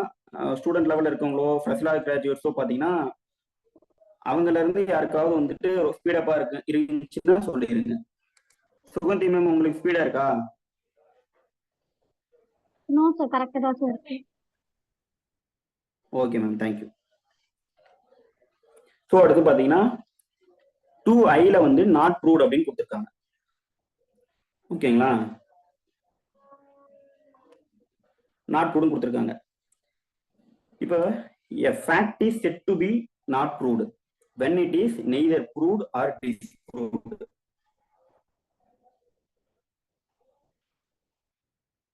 லிட்டில் பிட் ஸ்பீடா இருக்குன்னு சொல்றீங்கன்னு நினைக்கிறேன். சரி பாத்துக்கிறேன். நாட் ப்ரூவ்ட் அப்படின்னு சொல்லிட்டாங்க. ஸோ ப்ரூவ்டுனா என்னன்னு பார்த்துட்டோம், டிஸ்ப்ரூவ்டுனா என்னன்னு பார்த்துட்டோம். இப்போ வந்து நாட் ப்ரூவ்ட் அப்படின்னா என்னன்னு பார்க்க போறோம். Not proved, a fact is said to be not proved when it is neither proved நார் டிஸ்ப்ரூவ்டு. ஒரு விஷயத்தை வந்துட்டு நான் வந்து ப்ரூவும் பண்ணல, டிஸ்ப்ரூவும் பண்ணல. ப்ரூவ் பண்ணாதானே டிஸ்ப்ரூவ் பண்ண முடியும். ஒரு கேஸ்ல வந்து ப்ராசிக்யூஷன் வந்து இவங்க மர்டர் பண்ணிட்டாங்கன்னு ப்ரூவ் பண்ணாதான் டிஃபரெண்ட் அக்யூஸ்ட் சைடு என்ன பண்ணணும், கிராஸ் பண்ணியோ இல்ல வந்துட்டு டிஃபரெண்ட் சைடு விட்னஸை விட்டோ இதை வந்து நான் வந்து டிஸ்ப்ரூவ் பண்ணலாம். ப்ராசிக்யூஷனே ஒரு விஷயத்தை ப்ரூவ் பண்ணாதப்ப, ப்ரூவ் எந்த அளவுக்கு பண்ணும் ப்ராசிக்யூஷன் கிரிமினல் கேஸ்ல பியாண்ட் ரீசனபிள் டவுட் ப்ரூவ் பண்ணிருக்கு. ப்ரூவ் பண்ணாதப்ப நான் ஏன் வந்துட்டு டிஸ்ப்ரூவ் பண்ண போறேன்? பண்ண வேண்டிய அவசியமே எனக்கு இல்லை. ஆட்டோமேட்டிக்கா ப்ராசிக்யூஷன் கேஸ் ஃபெயில் ஆகி நான் அக்யூட்டல் தான் ஆக போறேன். சரிங்களா? இதே சிவில் கேஸ் இருக்கும். சிவில் கேஸை பொறுத்த வரைக்கும் ஒரு ஸ்பெசிபிக் பர்ஃபார்மன்ஸ் சூட், ஸ்பெசிபிக் பர்ஃபார்மன்ஸோட மெயின் இன்கிரீடியன்ட் என்னங்க? ஸ்பெசிபிக் பர்ஃபார்மன்ஸ் சூட்ல யாரோ ஒருத்தர் ஆன்சர் பண்ணுங்க. சிவில் சைட் ப்ராக்டிஸ் பண்ற யாராவது வந்து ஸ்பெசிபிக் பர்ஃபார்மன்ஸோட மெயின் இன்கிரீடியன்ட் என்னன்னு ஆன்சர். ஸ்பெசிபிக் பர்ஃபார்மன்ஸ் சூட்ல ஒரு சேல் அக்ரிமெண்ட் கேஸ்ல இருக்கக்கூடிய மெயின் இன்கிரீடியன்ட் என்ன அப்படின்னு சொல்லிட்டு ஒரு civil side Ready and practice. willingness. Yes ma'am, correct ma'am.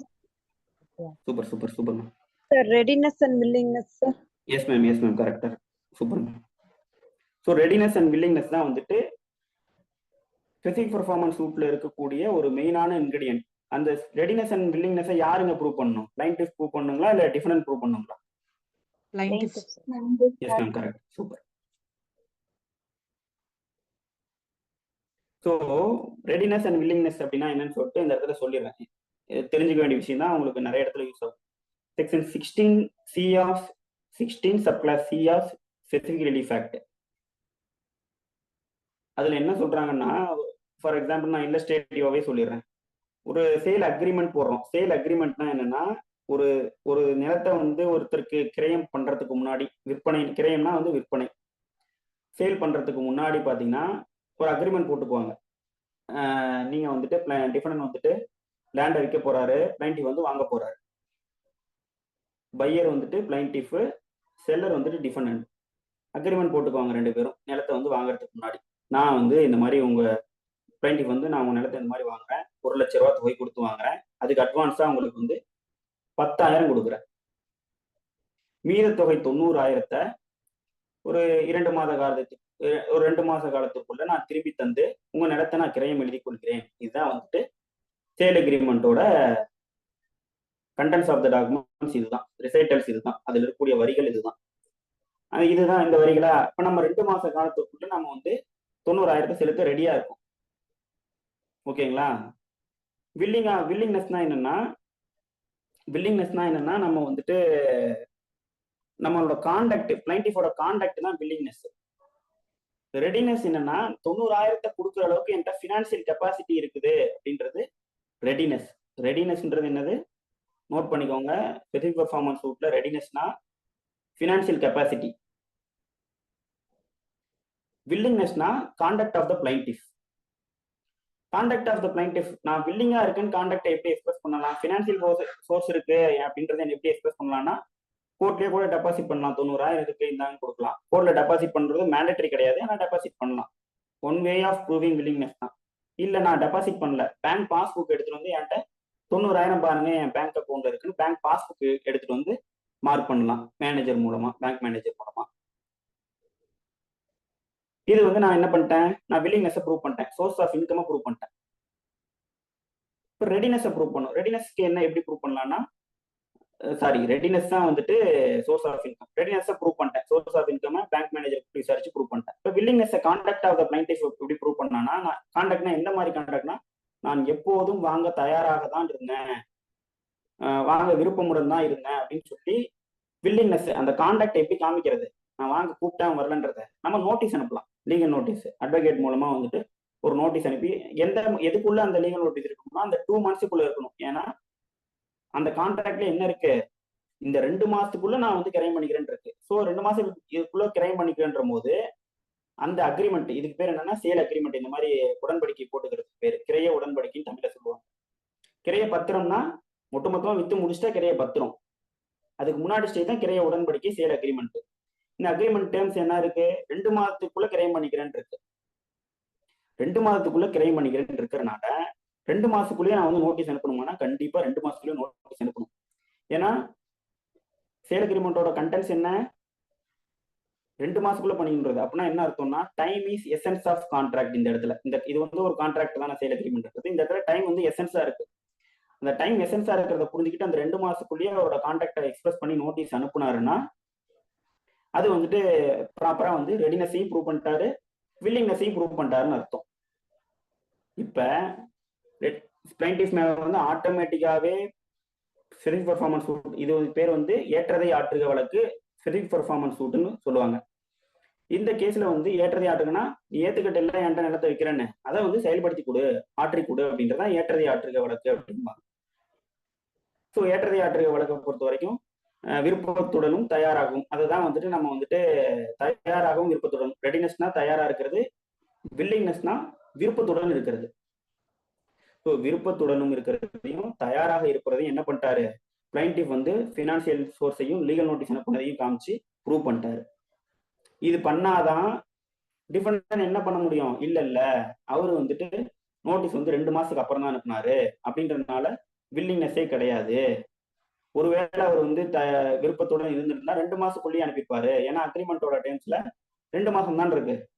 2 மாசம் தாண்டி அனுப்பினாலும் இவருக்கு வில்லிங்னஸ் கிடையாது அப்படின்னு சொல்லிட்டாங்க அப்படின்னா டிஃபெண்டன்ட் வந்து இவர் ரெடினஸ் வில்லிங்னஸ் இருக்குன்னு ப்ரூவ் பண்ண விஷயத்த டிஸ்ப்ரூவ் பண்ணியிருப்பாரு. ஸோ இங்க ப்ரூவ்டும் நடக்கல, அது ப்ரூவ்டு நடந்துருச்சா இப்படி டிஸ்ப்ரூவ் பண்ணலாம்.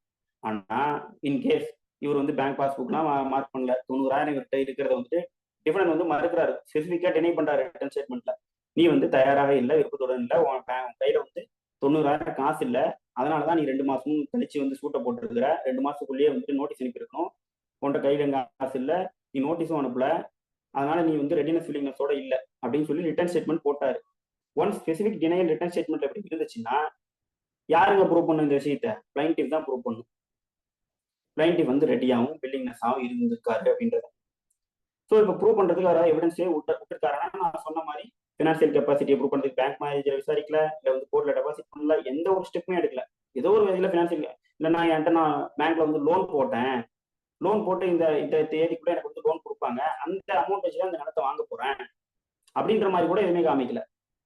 சோர்ஸ் ஆஃப் இன்கம் காமிச்சா வந்துட்டு போதும். என் கையில காசை வச்சுட்டு இந்தாங்க பாருங்க என் கையில காசு இருக்குன்னு போட்டணும் அவசியம் இல்லை. 2 மாசம் இப்படி காசு வரும் கோர்ட்ல, பேங்க்ல இருந்து லோன் தருவாங்க, அதை கூட நான் கொடுக்க போறேன் அப்படின்னு காமிச்சா கூட போதும். சோர்ஸ் ஆஃப் இன்கம் தான் காமிக்க தவிர இன்கம் இருக்குதுன்னு காமிக்க தேவை.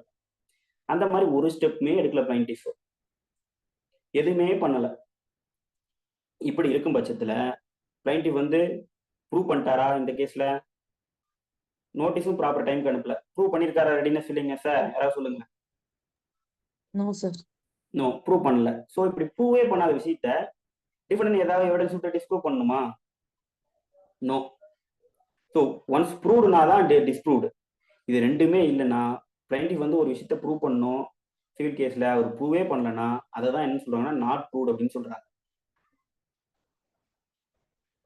இதே கிரிமினல் கேஸ் சொல்லணும்னா ப்ராசிக்யூஷன் வந்துட்டு மர்டர் நடந்தது வந்து ஐ விட்னஸ் மூலமாகவோ சர்க்கம்ஸ்டன்ஷியல் எவிடன்ஸ் மூலமாகவோ ஏதோ ஒரு எவிடன்ஸ் மூலமா ப்ரூவ் பண்ணிருக்கணும். ப்ரூவ் பண்ணல, மர்டர் நடந்திருக்குன்றதை ப்ரூவ் பண்றதுக்கு ப்ராப்பரான சாட்சியங்களே இல்லை அந்த கேஸ்ல. அப்படின்ற போது ப்ராசிக்யூஷன் வந்துட்டு அதோட கேஸை வந்துட்டு பியாண்ட் ரீசனபிள் ப்ரூவ் பண்ணல. சிவில் கேஸை பொறுத்த வரைக்கும் பிளைண்டிஃப் வந்து அந்த specific performance சூட்ல preponderance of probabilities அடிப்படையில அவர்கிட்ட ஃபினான்சியல் சோர்ஸ் இருக்குதுன்னோ இல்லை வந்துட்டு நோட்டீஸ் அனுப்பியோ வந்து ப்ரூவ் பண்ணல. ஸோ ஒரு விஷயத்த ப்ரூவே பண்ணலன்னா டிஃபெண்டன்ட் டிஸ்ப்ரூவ் பண்ணவே தேவையில்லை. ஸோ ப்ரூவும் பண்ணப்படாத டிஸ்ப்ரூவ் பண்ணப்படாத ஃபேக்ட் தான் என்னன்னா நாட் ப்ரூவ்டு. அதுக்கு பேர் என்னன்னா வந்துட்டு நிரூபிக்கப்படாதது அப்படின்னு சொல்லுவாங்க. ஃபர்ஸ்ட் என்ன சொன்னோம்? நிரூபிக்கப்பட்டது ப்ரூவ்டுனா, இல்லைன்னா வந்து மெய்ப்பிக்கப்பட்டது. டிஸ்ப்ரூவ்டுனா பொய்ப்பிக்கப்பட்டது. ப்ரூவ்டுனா மெய்ப்பிக்கப்பட்டது, டிஸ்ப்ரூவ்டுனா பொய்ப்பிக்கப்பட்டது. இது நாட் ப்ரூவ்டுன்னு பார்த்தீங்கன்னா மெய்ப்பிக்கப்படாதது, நிரூபிக்கப்படாதுன்னு சொல்லலாம், எப்படி வேணாலும் யூஸ் பண்ணிக்கலாம். மெய்ப்பிக்கப்படாதது அதை உண்மைன்னு அவங்க நிரூபிக்கவே இல்லை. ஸோ ப்ரூவும் பண்ணப்படாத டிஸ்ப்ரூவும் பண்ணப்படாத விஷயங்கள் தான் நாட் ப்ரூவ். இப்போ வந்து நம்ம ப்ரொவிஷனை பார்ப்போம். 2I படிச்சு பாருங்களேன். இப்ப not proved 2I a fact is said to be not proved. எப்போ வந்து ஒரு ஃபேக்டை வந்து not ப்ரூவ்னு எடுத்துக்கோன்னா when it is neither proved nor disproved. அதை வந்து நெய்தர் நார்னா என்னது?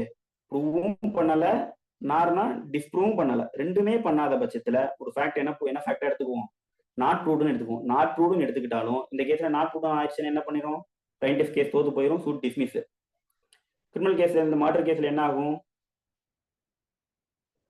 ரிப்பீட் பண்றேன் மேம், ரெடினஸ் வில்லிங்னஸ் ரிப்பீட் பண்றேன். கிரிமினல் கேஸ்ல இந்த மர்டர் கேஸ் என்ன ஆயிரும், ப்ராசிக்யூஷன் ப்ரூவ் பண்ணாத பட்சத்துல டிஃபெண்டன்ட் அக்யூஸ்ட் வந்து அதை வந்துட்டு நம்ம வந்துட்டு டிஸ்ப்ரூவ் பண்ண தேவையில்லை, அதனால அக்யூட்டல் ஆயிரும். ஸோ ப்ரூவும் நாட் ப்ரூவ்னு ஆயிடுச்சுன்னா கண்டிப்பா அக்யூட்டல் தான். அதே மாதிரி சிவில் கேஸ்ல வந்து ஒரு விஷயத்தை நாட் ப்ரூவ்னு ஆகி போச்சுன்னா பிளைண்டிஃப் வந்து நான் ப்ரூவ் பண்ண வேண்டிய இடத்துல ப்ரூவ் பண்ணாம விட்டார், நாட் ப்ரூவ்னா கண்டிப்பா டிஸ்மிஸ் தான். இதுதான் நாட் ப்ரூவ். ஸோ இந்த ப்ரூவ்டு டிஸ்ப்ரூவ்டு நாட் ப்ரூவ்டுன்ற டேம் தான் பார்த்தீங்கன்னா ஒரு விஷயத்தை எவிடன்ஸை எப்படி நம்ம அப்ரிஷியேட் பண்ணணும், எப்படி வந்து நம்ம ஆர்டினரி ப்ரூடன்ட் மேனா இருந்து ஒரு சப்போஷனுக்கு வந்து அந்த சப்போஷன் ப்ராபபிள் சப்போஷனா இருந்து ஒரு கேஸ்ல வந்து எப்படி எவிடன்ஸ் அப்ரிஷியேட் பண்ணணும், எப்படி ஜட்மெண்ட் எழுதணுன்றதுக்கு பேஸ். இந்த பேஸ், இந்த 3 டெஃபினிஷனை வச்சு மட்டும் நம்ம இந்த பேஸ்க்கு வந்துட முடியுமானா வந்துட முடியாது. ஸோ இந்த மேட்டர்ஸ் கன்சிடர் பண்ணி ப்ரூவ் பண்ணி டிஸ்ப்ரூவ் பண்ணி முடிவு போடலாம். There are other kinds of இன்னொரு வகையான ஒரு விஷயத்தை வந்து ப்ரூவ்டுன்னு ஆட்டோமேட்டிக்காவே எடுத்துக்கலாம். போட்டு நீ ஆர்டினரி ப்ரூடன்ட் லெவலுக்குலாம் ஒன்றும் போக வேணாம். நானே சொல்றேன், இந்த இது நடந்துருந்துச்சுன்னா நீ ப்ரூவ்டுன்னு எடுத்துக்கோ ஒரு ஃபேக்டை அப்படின்னு எவிடன்ஸ் ஆக்ட்லேயே சொல்லியிருப்பாங்க. அதுக்கெல்லாம் பேர் என்னன்னா பிரசம்ப்ஷன்ஸ், அனுமானங்கள். ஓகேங்களா? அதை வந்து நான் வந்து நெக்ஸ்ட் செஷன்ல வந்துட்டு கண்டினியூ பண்ணலான்னு இருக்கேன். ஆக்சுவலா நான் இன்னைக்கு ப்ரூவ்டு டிஸ்ப்ரூவ்டு நாட் ப்ரூவ்டு முடிச்சுட்டு மே presume shall presume conclusive proof இந்த ப்ரூவ்டு டிஸ்ப்ரூவ்டு நாட் ப்ரூவோட கனெக்ட் பண்ணிடலாம்னு நினைச்சேன். ஸோ இதுக்கு டைம் வந்து கண்டிப்பா பத்தாது. ஏன்னா வந்து மே ப்ரொசீம் செல்ஃப் ப்ரொசீம் கன்க்ளூசிவ் ப்ரூஃபும் கண்டிப்பா இதே லெவல்ல வந்து லென்த்தாக தான் போகும் எடுக்க ஆரம்பிச்சோம்னா. ஸோ இதை டீட்டெயிலாக எடுத்துட்டோம்னாலே ஒரு 25% ஆஃப் எவிடன்ஸ் ஆக்டையே நம்ம கம்ப்ளீட் பண்ணிடலாம். நாட் ப்ரூவ்டு ஃபேக்ட்ஸ் வந்துட்டு அட்வர்ஸ் இன்ஃபரன்ஸ் கொடுக்குமானா சம்டைம்ஸ் கொடுக்கும். 114G ஆஃப் எவிடன்ஸ் ஆக்ட் எடுத்து படிச்சு பார்த்தீங்கன்னா அதை கனெக்ட் பண்ணா அதை நான் எப்போ அட்வர்ஸ் இன்ஃபரன்ஸ் வரும் நாட் ப்ரூவ்டு ஃபேக்ட்ஸ்ல அப்படின்ட்டு நான் நெக்ஸ்ட் கிளாஸ்ல சொல்றேன். எப்பன்னா மே ப்ரொசீம் எடுக்கும்போது சொல்றேன். அதுக்கு முன்னாடி இந்த சின்ன டவுட் ஒன்று கேட்டிருந்தாங்க, ரெடினஸ் வில்லிங்னஸ் நான் எக்ஸ்பிளைன் பண்ண சொல்லியிருந்தாங்க, அதை எக்ஸ்பிளைன் பண்ணிடுறேன். ஸோ இதை நான் திரும்ப ரிப்பீட் பண்ணிடுறேன். ஒரு ஃபேக்டை எப்போ ப்ரூவ்டுன்னு எடுத்துக்கலாம்னா, ஒரு ஃபேக்ட் எப்போ proved, that means when the fact is said to be proved அப்படின்னா said to be not provedனா ஒரு ஃபேக்ட் கோர்ட் வந்து அது முன்னாடி இருக்கக்கூடிய மேட்டர்ஸ் எல்லாம் கன்சிடர் பண்ணிட்டு கோர்ட் வந்து நம்பணும். Either court believes or ordinary prudent man ஒரு சப்போசிஷனுக்கு வந்து இது எக்ஸிஸ்ட்ன்ற அளவுக்கு ஒரு சப்போசிஷனுக்கு வரணும். அந்த சப்போசிஷனும் வந்துட்டு ப்ராபபிள் சப்போசிஷனா இருக்கணும். இது ப்ரூவ்டுக்கான டெஃபினிஷன். ஒரு ஃபேக்ட் வந்து நாட் எக்ஸிஸ்ட்னு கோர்ட் பிலீவ் பண்ணா அதை வந்து டிஸ்ப்ரூவ்டுன்னு எடுத்துக்கலாம். ஒரு மேட்டர்ஸ் கோர்ட் வந்து ஒரு ஃபேக்டை வந்து after considering the matters before it என்ன பண்ணுதுன்னா இது வந்து நாட் எக்ஸிஸ்ட்னு முடிவுக்கு வருது, நாட் எக்ஸிஸ்ட்னு பிலீவ் பண்ணுது கோர்ட். அப்போவோ இல்ல ஆர்டினரி ப்ரூடன்ட் மேன் வந்து சப்போசிஷன் வந்து இது நாட் எக்ஸிஸ்ட்னு தான் வந்து சப்போசிஷனுக்கு வருவான். அந்த சப்போசிஷனும் நாட் எக்ஸிஸ்ட்ன்ற சப்போசிஷனும் பார்த்தீங்கன்னா ஸோ ப்ராபபிளா இருக்கு அப்படின்னா அதை வந்து டிஸ்ப்ரூவ்னு எடுத்துக்கலாம். ஸோ இதுதான் prove disprove not proved. Plus வந்துட்டு இந்த ப்ரூவ் டிஸ்ப்ரூவ் நாட் ப்ரூவ்டு எல்லா சூழ்நிலையுமே நம்ம ஆர்டினரி ப்ரூடன்ட் மேன் தியரிக்கு போகணுமானா தேவையில்லை. சம் சூழ்நிலைகள்ல இந்த இடத்துக்கு போகாம பிரசம்ப்ஷன் இருக்கு. அந்த பிரசம்ப்ஷன் தான் வந்து கோர்ட்டை வந்து என்னவா எப்படி எல்லாம் யூஸ் பண்ண வைக்குது. May presume shall presume conclusive proof இதை நான் கம்ப்ளீட் பண்ணாதான் appreciation of evidence class complete ஆகும். May presume shall presume conclusive ப்ரூஃபையும் நெக்ஸ்ட் செஷன்ல கம்ப்ளீட் பண்ணிட்டு அப்ரிசியேஷன் ஆஃப் எவிடன்ஸ் நான் கம்ப்ளீட் பண்றேன். நாட் ஒன்லி அப்ரிசியேஷன் ஆஃப் எவிடன்ஸ்ன்றது இந்த 6 வார்த்தைனா 6 வார்த்தை மட்டும் கிடையாது. கன்ஃபெஷனோட எவிடன்ஸ் வேல்யூ என்ன, எஃப்ஐஆரோட எவிடன்ஸ் வேல்யூ என்ன, 164ஓட கன்ஃபெஷன் ஜுடிஷியல் கன்ஃபெஷனோட எவிடன்ஸ் வேல்யூ என்ன, எக்ஸ்ட்ரா ஜுடிஷியல் கன்ஃபெஷனோட எவிடன்ஸ் வேல்யூ என்ன, அதுல டவுட் கிரியேட் ஆச்சுன்னா கராபரேட் எப்போ பண்ணும், கான்ட்ரடிக்ஷனோட இதெல்லாம் வருது. இதுவும் அப்ரிசியேஷன் ஆஃப் எவிடன்ஸ்ன்ற டைம்குள்ள தான் வரும். ஆனா பேஸ் அப்ரிசியேஷன் ஆஃப் எவிடன்ஸ் எங்க இருக்குன்னா இந்த 6 வார்த்தை தான். Proved, disproved, not proved, may presume, shall presume, conclusive proof. So எல்லா சூழ்நிலையுமே நம்ம ப்ரூஃப் எதிர்பார்க்க முடியாது. ஸோ சம் சூழ்நிலைகள்ல நமக்கு என்ன எவிடன்ஸ் ஆக்ட் கொடுத்துருக்குன்னா பிரசம்ப்ஷன்ஸை கொடுத்துருக்கு. பிரசம்ப்ஷன்ஸ்னா அனுமானங்கள். அனுமானங்கள்ல வந்து 3 வகையான அனுமானங்கள் இருக்கு. மே ப்ரொசீம் அனுமானிக்கலாம். மே ப்ரொசீம்னா சிம்பிளா சொல்லிட்டு நான் டவுட்டுக்கு போயிடுறேன். மே ப்ரொசீம்னா அனுமானிக்கலாம். செல்ஃப் ப்ரொசீம்னா அனுமானிக்கப்பட வேண்டும். இதுதான் சொன்னேன். இப்படி அனுமானிக்கப்பட வேண்டும்னா என்ன ஆயிடுச்சு, நம்ம ப்ரூவ் பண்ண வேண்டிய தேவையே இல்லை. கோர்ட் இப்படிதான் பண்ணி ஆகணும், மேண்டேட் பண்ணுது. அனுமானிக்கலாம்னா கோர்ட்டுக்கு என்னங்க இருக்கும், மே ப்ரொசீம்னா கோர்ட்டுக்கு வந்து ஆப்ஷன் இருக்கும், 2 ஆப்ஷன் இருக்கும். அனுமானிக்கலாம்னா அதை ப்ரூவ்டும் எடுத்துக்கலாம், டிஸ்ப்ரூவ்டும் எடுத்துக்கலாம் சில சூழ்நிலைகளை வச்சு. ஆனா சல்ப்ரொசீம்ல அனுமானிக்கப்பட வேண்டும், அது நிரூபிக்கப்பட்டதால எடுத்துக்கப்பட வேண்டும் அப்படின்னு இருந்துச்சுன்னா அது சல்ப்ரொசீம் பண்ணும். அனுமானிக்கப்பட வேண்டும் அதெல்லாம் நான் செக்ஷன்ல சொல்றேன். அதே கன்க்ளூசிவ் ப்ரூஃப்னா அறுதியான சான்றுன்னு சொல்லுவாங்க. இதை வந்து நீங்க வந்து மறுதளிக்கிறதுக்கான வாய்ப்பு கிடையாது. இதுவும் வந்து அனுமானிக்கப்பட வேண்டும் மாதிரிதான் அறுதியான சான்று. ஆனா இதை வந்து இப்படி இல்லை அப்படின்னு சொல்லி டிஸ்ப்ரூவ் பண்றதுக்கோ ரிபட்டல் பண்றதுக்கோ ஆப்ஷனே கிடையாது. கன்க்ளூசிவ் ப்ரூஃப் பொறுத்த வரைக்கும் இதுதான் லாஸ்ட், இதை நீங்க இப்படிதான் எடுத்துக்கணும்னு லால சொல்லிட்டாங்கன்னா இதை நீங்க இப்படிதான் எடுத்துக்கணும். அதை வந்து டிஸ்ப்ரூவ் கூட பண்ண முடியாது, ரிபட்டல் கூட பண்ண முடியாது. அது கன்க்ளூசிவ் ப்ரூஃப். ஸோ மே ப்ரொசீம், கன்க்ளூசிவ், மே ப்ரொசீம், ஷால் ப்ரொசீம், கன்க்ளூசிவ் ப்ரூஃப். இதை வந்து 2 வகையா பிரிக்கலாம், பிரசன்ஷன் ஆஃப் ஃபேக்ட், பிரசன்ஷன் ஆஃப் லா. இந்த நெக்ஸ்ட் செஷன்ல டீடைலா பார்க்கலாம். ஸோ ப்ரூவ்டு டிஸ்ப்ரூவ் நாட் ப்ரூவ்டோட நான் இந்த செஷனை நிறுத்திக்கிறேன். டவுட் இருக்கிறவங்க வந்துட்டு சேட் பாக்ஸ் இருக்கிற டவுட்டை ஃபர்ஸ்ட் நான் கிளியர் பண்ணிடுறேன். அதுக்கடுத்து அடுத்த நெக்ஸ்ட் டவுட் கேட்கணும்.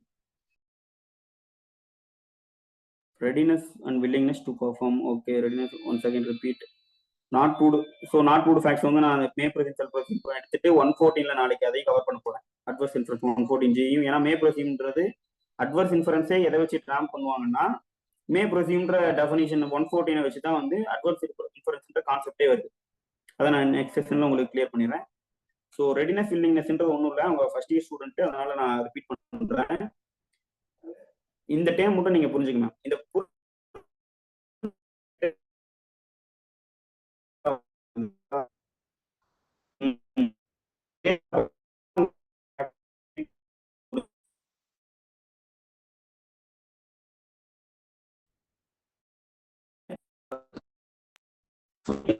வினோத், வாய்ஸ் கிளியரா இல்ல, பிரேக் ஆகுது.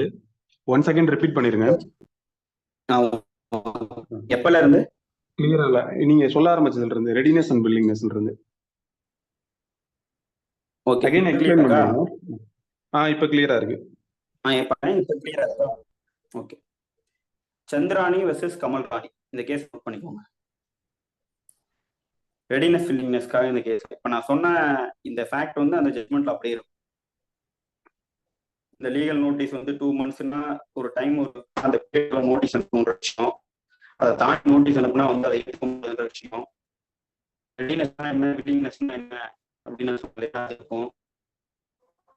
எல்லாமே இந்த ஒரு இருக்கும். சந்திராணி வர்சஸ் கமல்ராணி, இத உள்ள போட்டீங்கனாலே வரும். சந்திராணி வர்சஸ் கமல்ராணி. திரும்ப பிரேக் ஆகுதுங்களா? வினோத், வாய்ஸ் அகைன் பிரேக் ஆகுது. இல்ல பிரேக் ஆகிட்டே தான் இருக்கு, கிளியரா இல்ல. ஒரே சார்,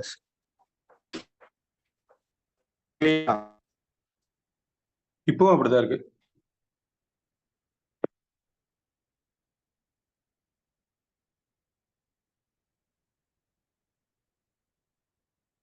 லெஃப்ட் ஆயிட்டு ரீஜாயின் பண்ணுங்க.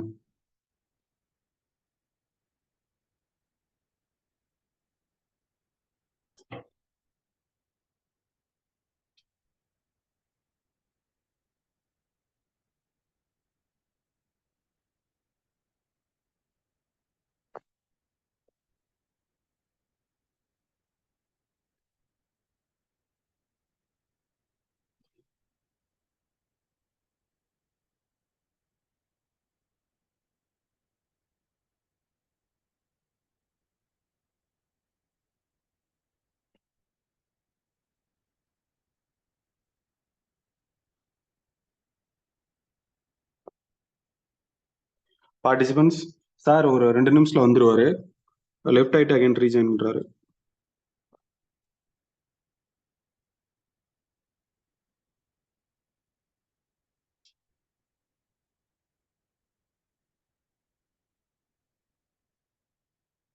உங்களுக்கு டவுட்ஸ் இருந்ததுன்னா எல்லாமே சேட் பாக்ஸ்ல போடுங்க.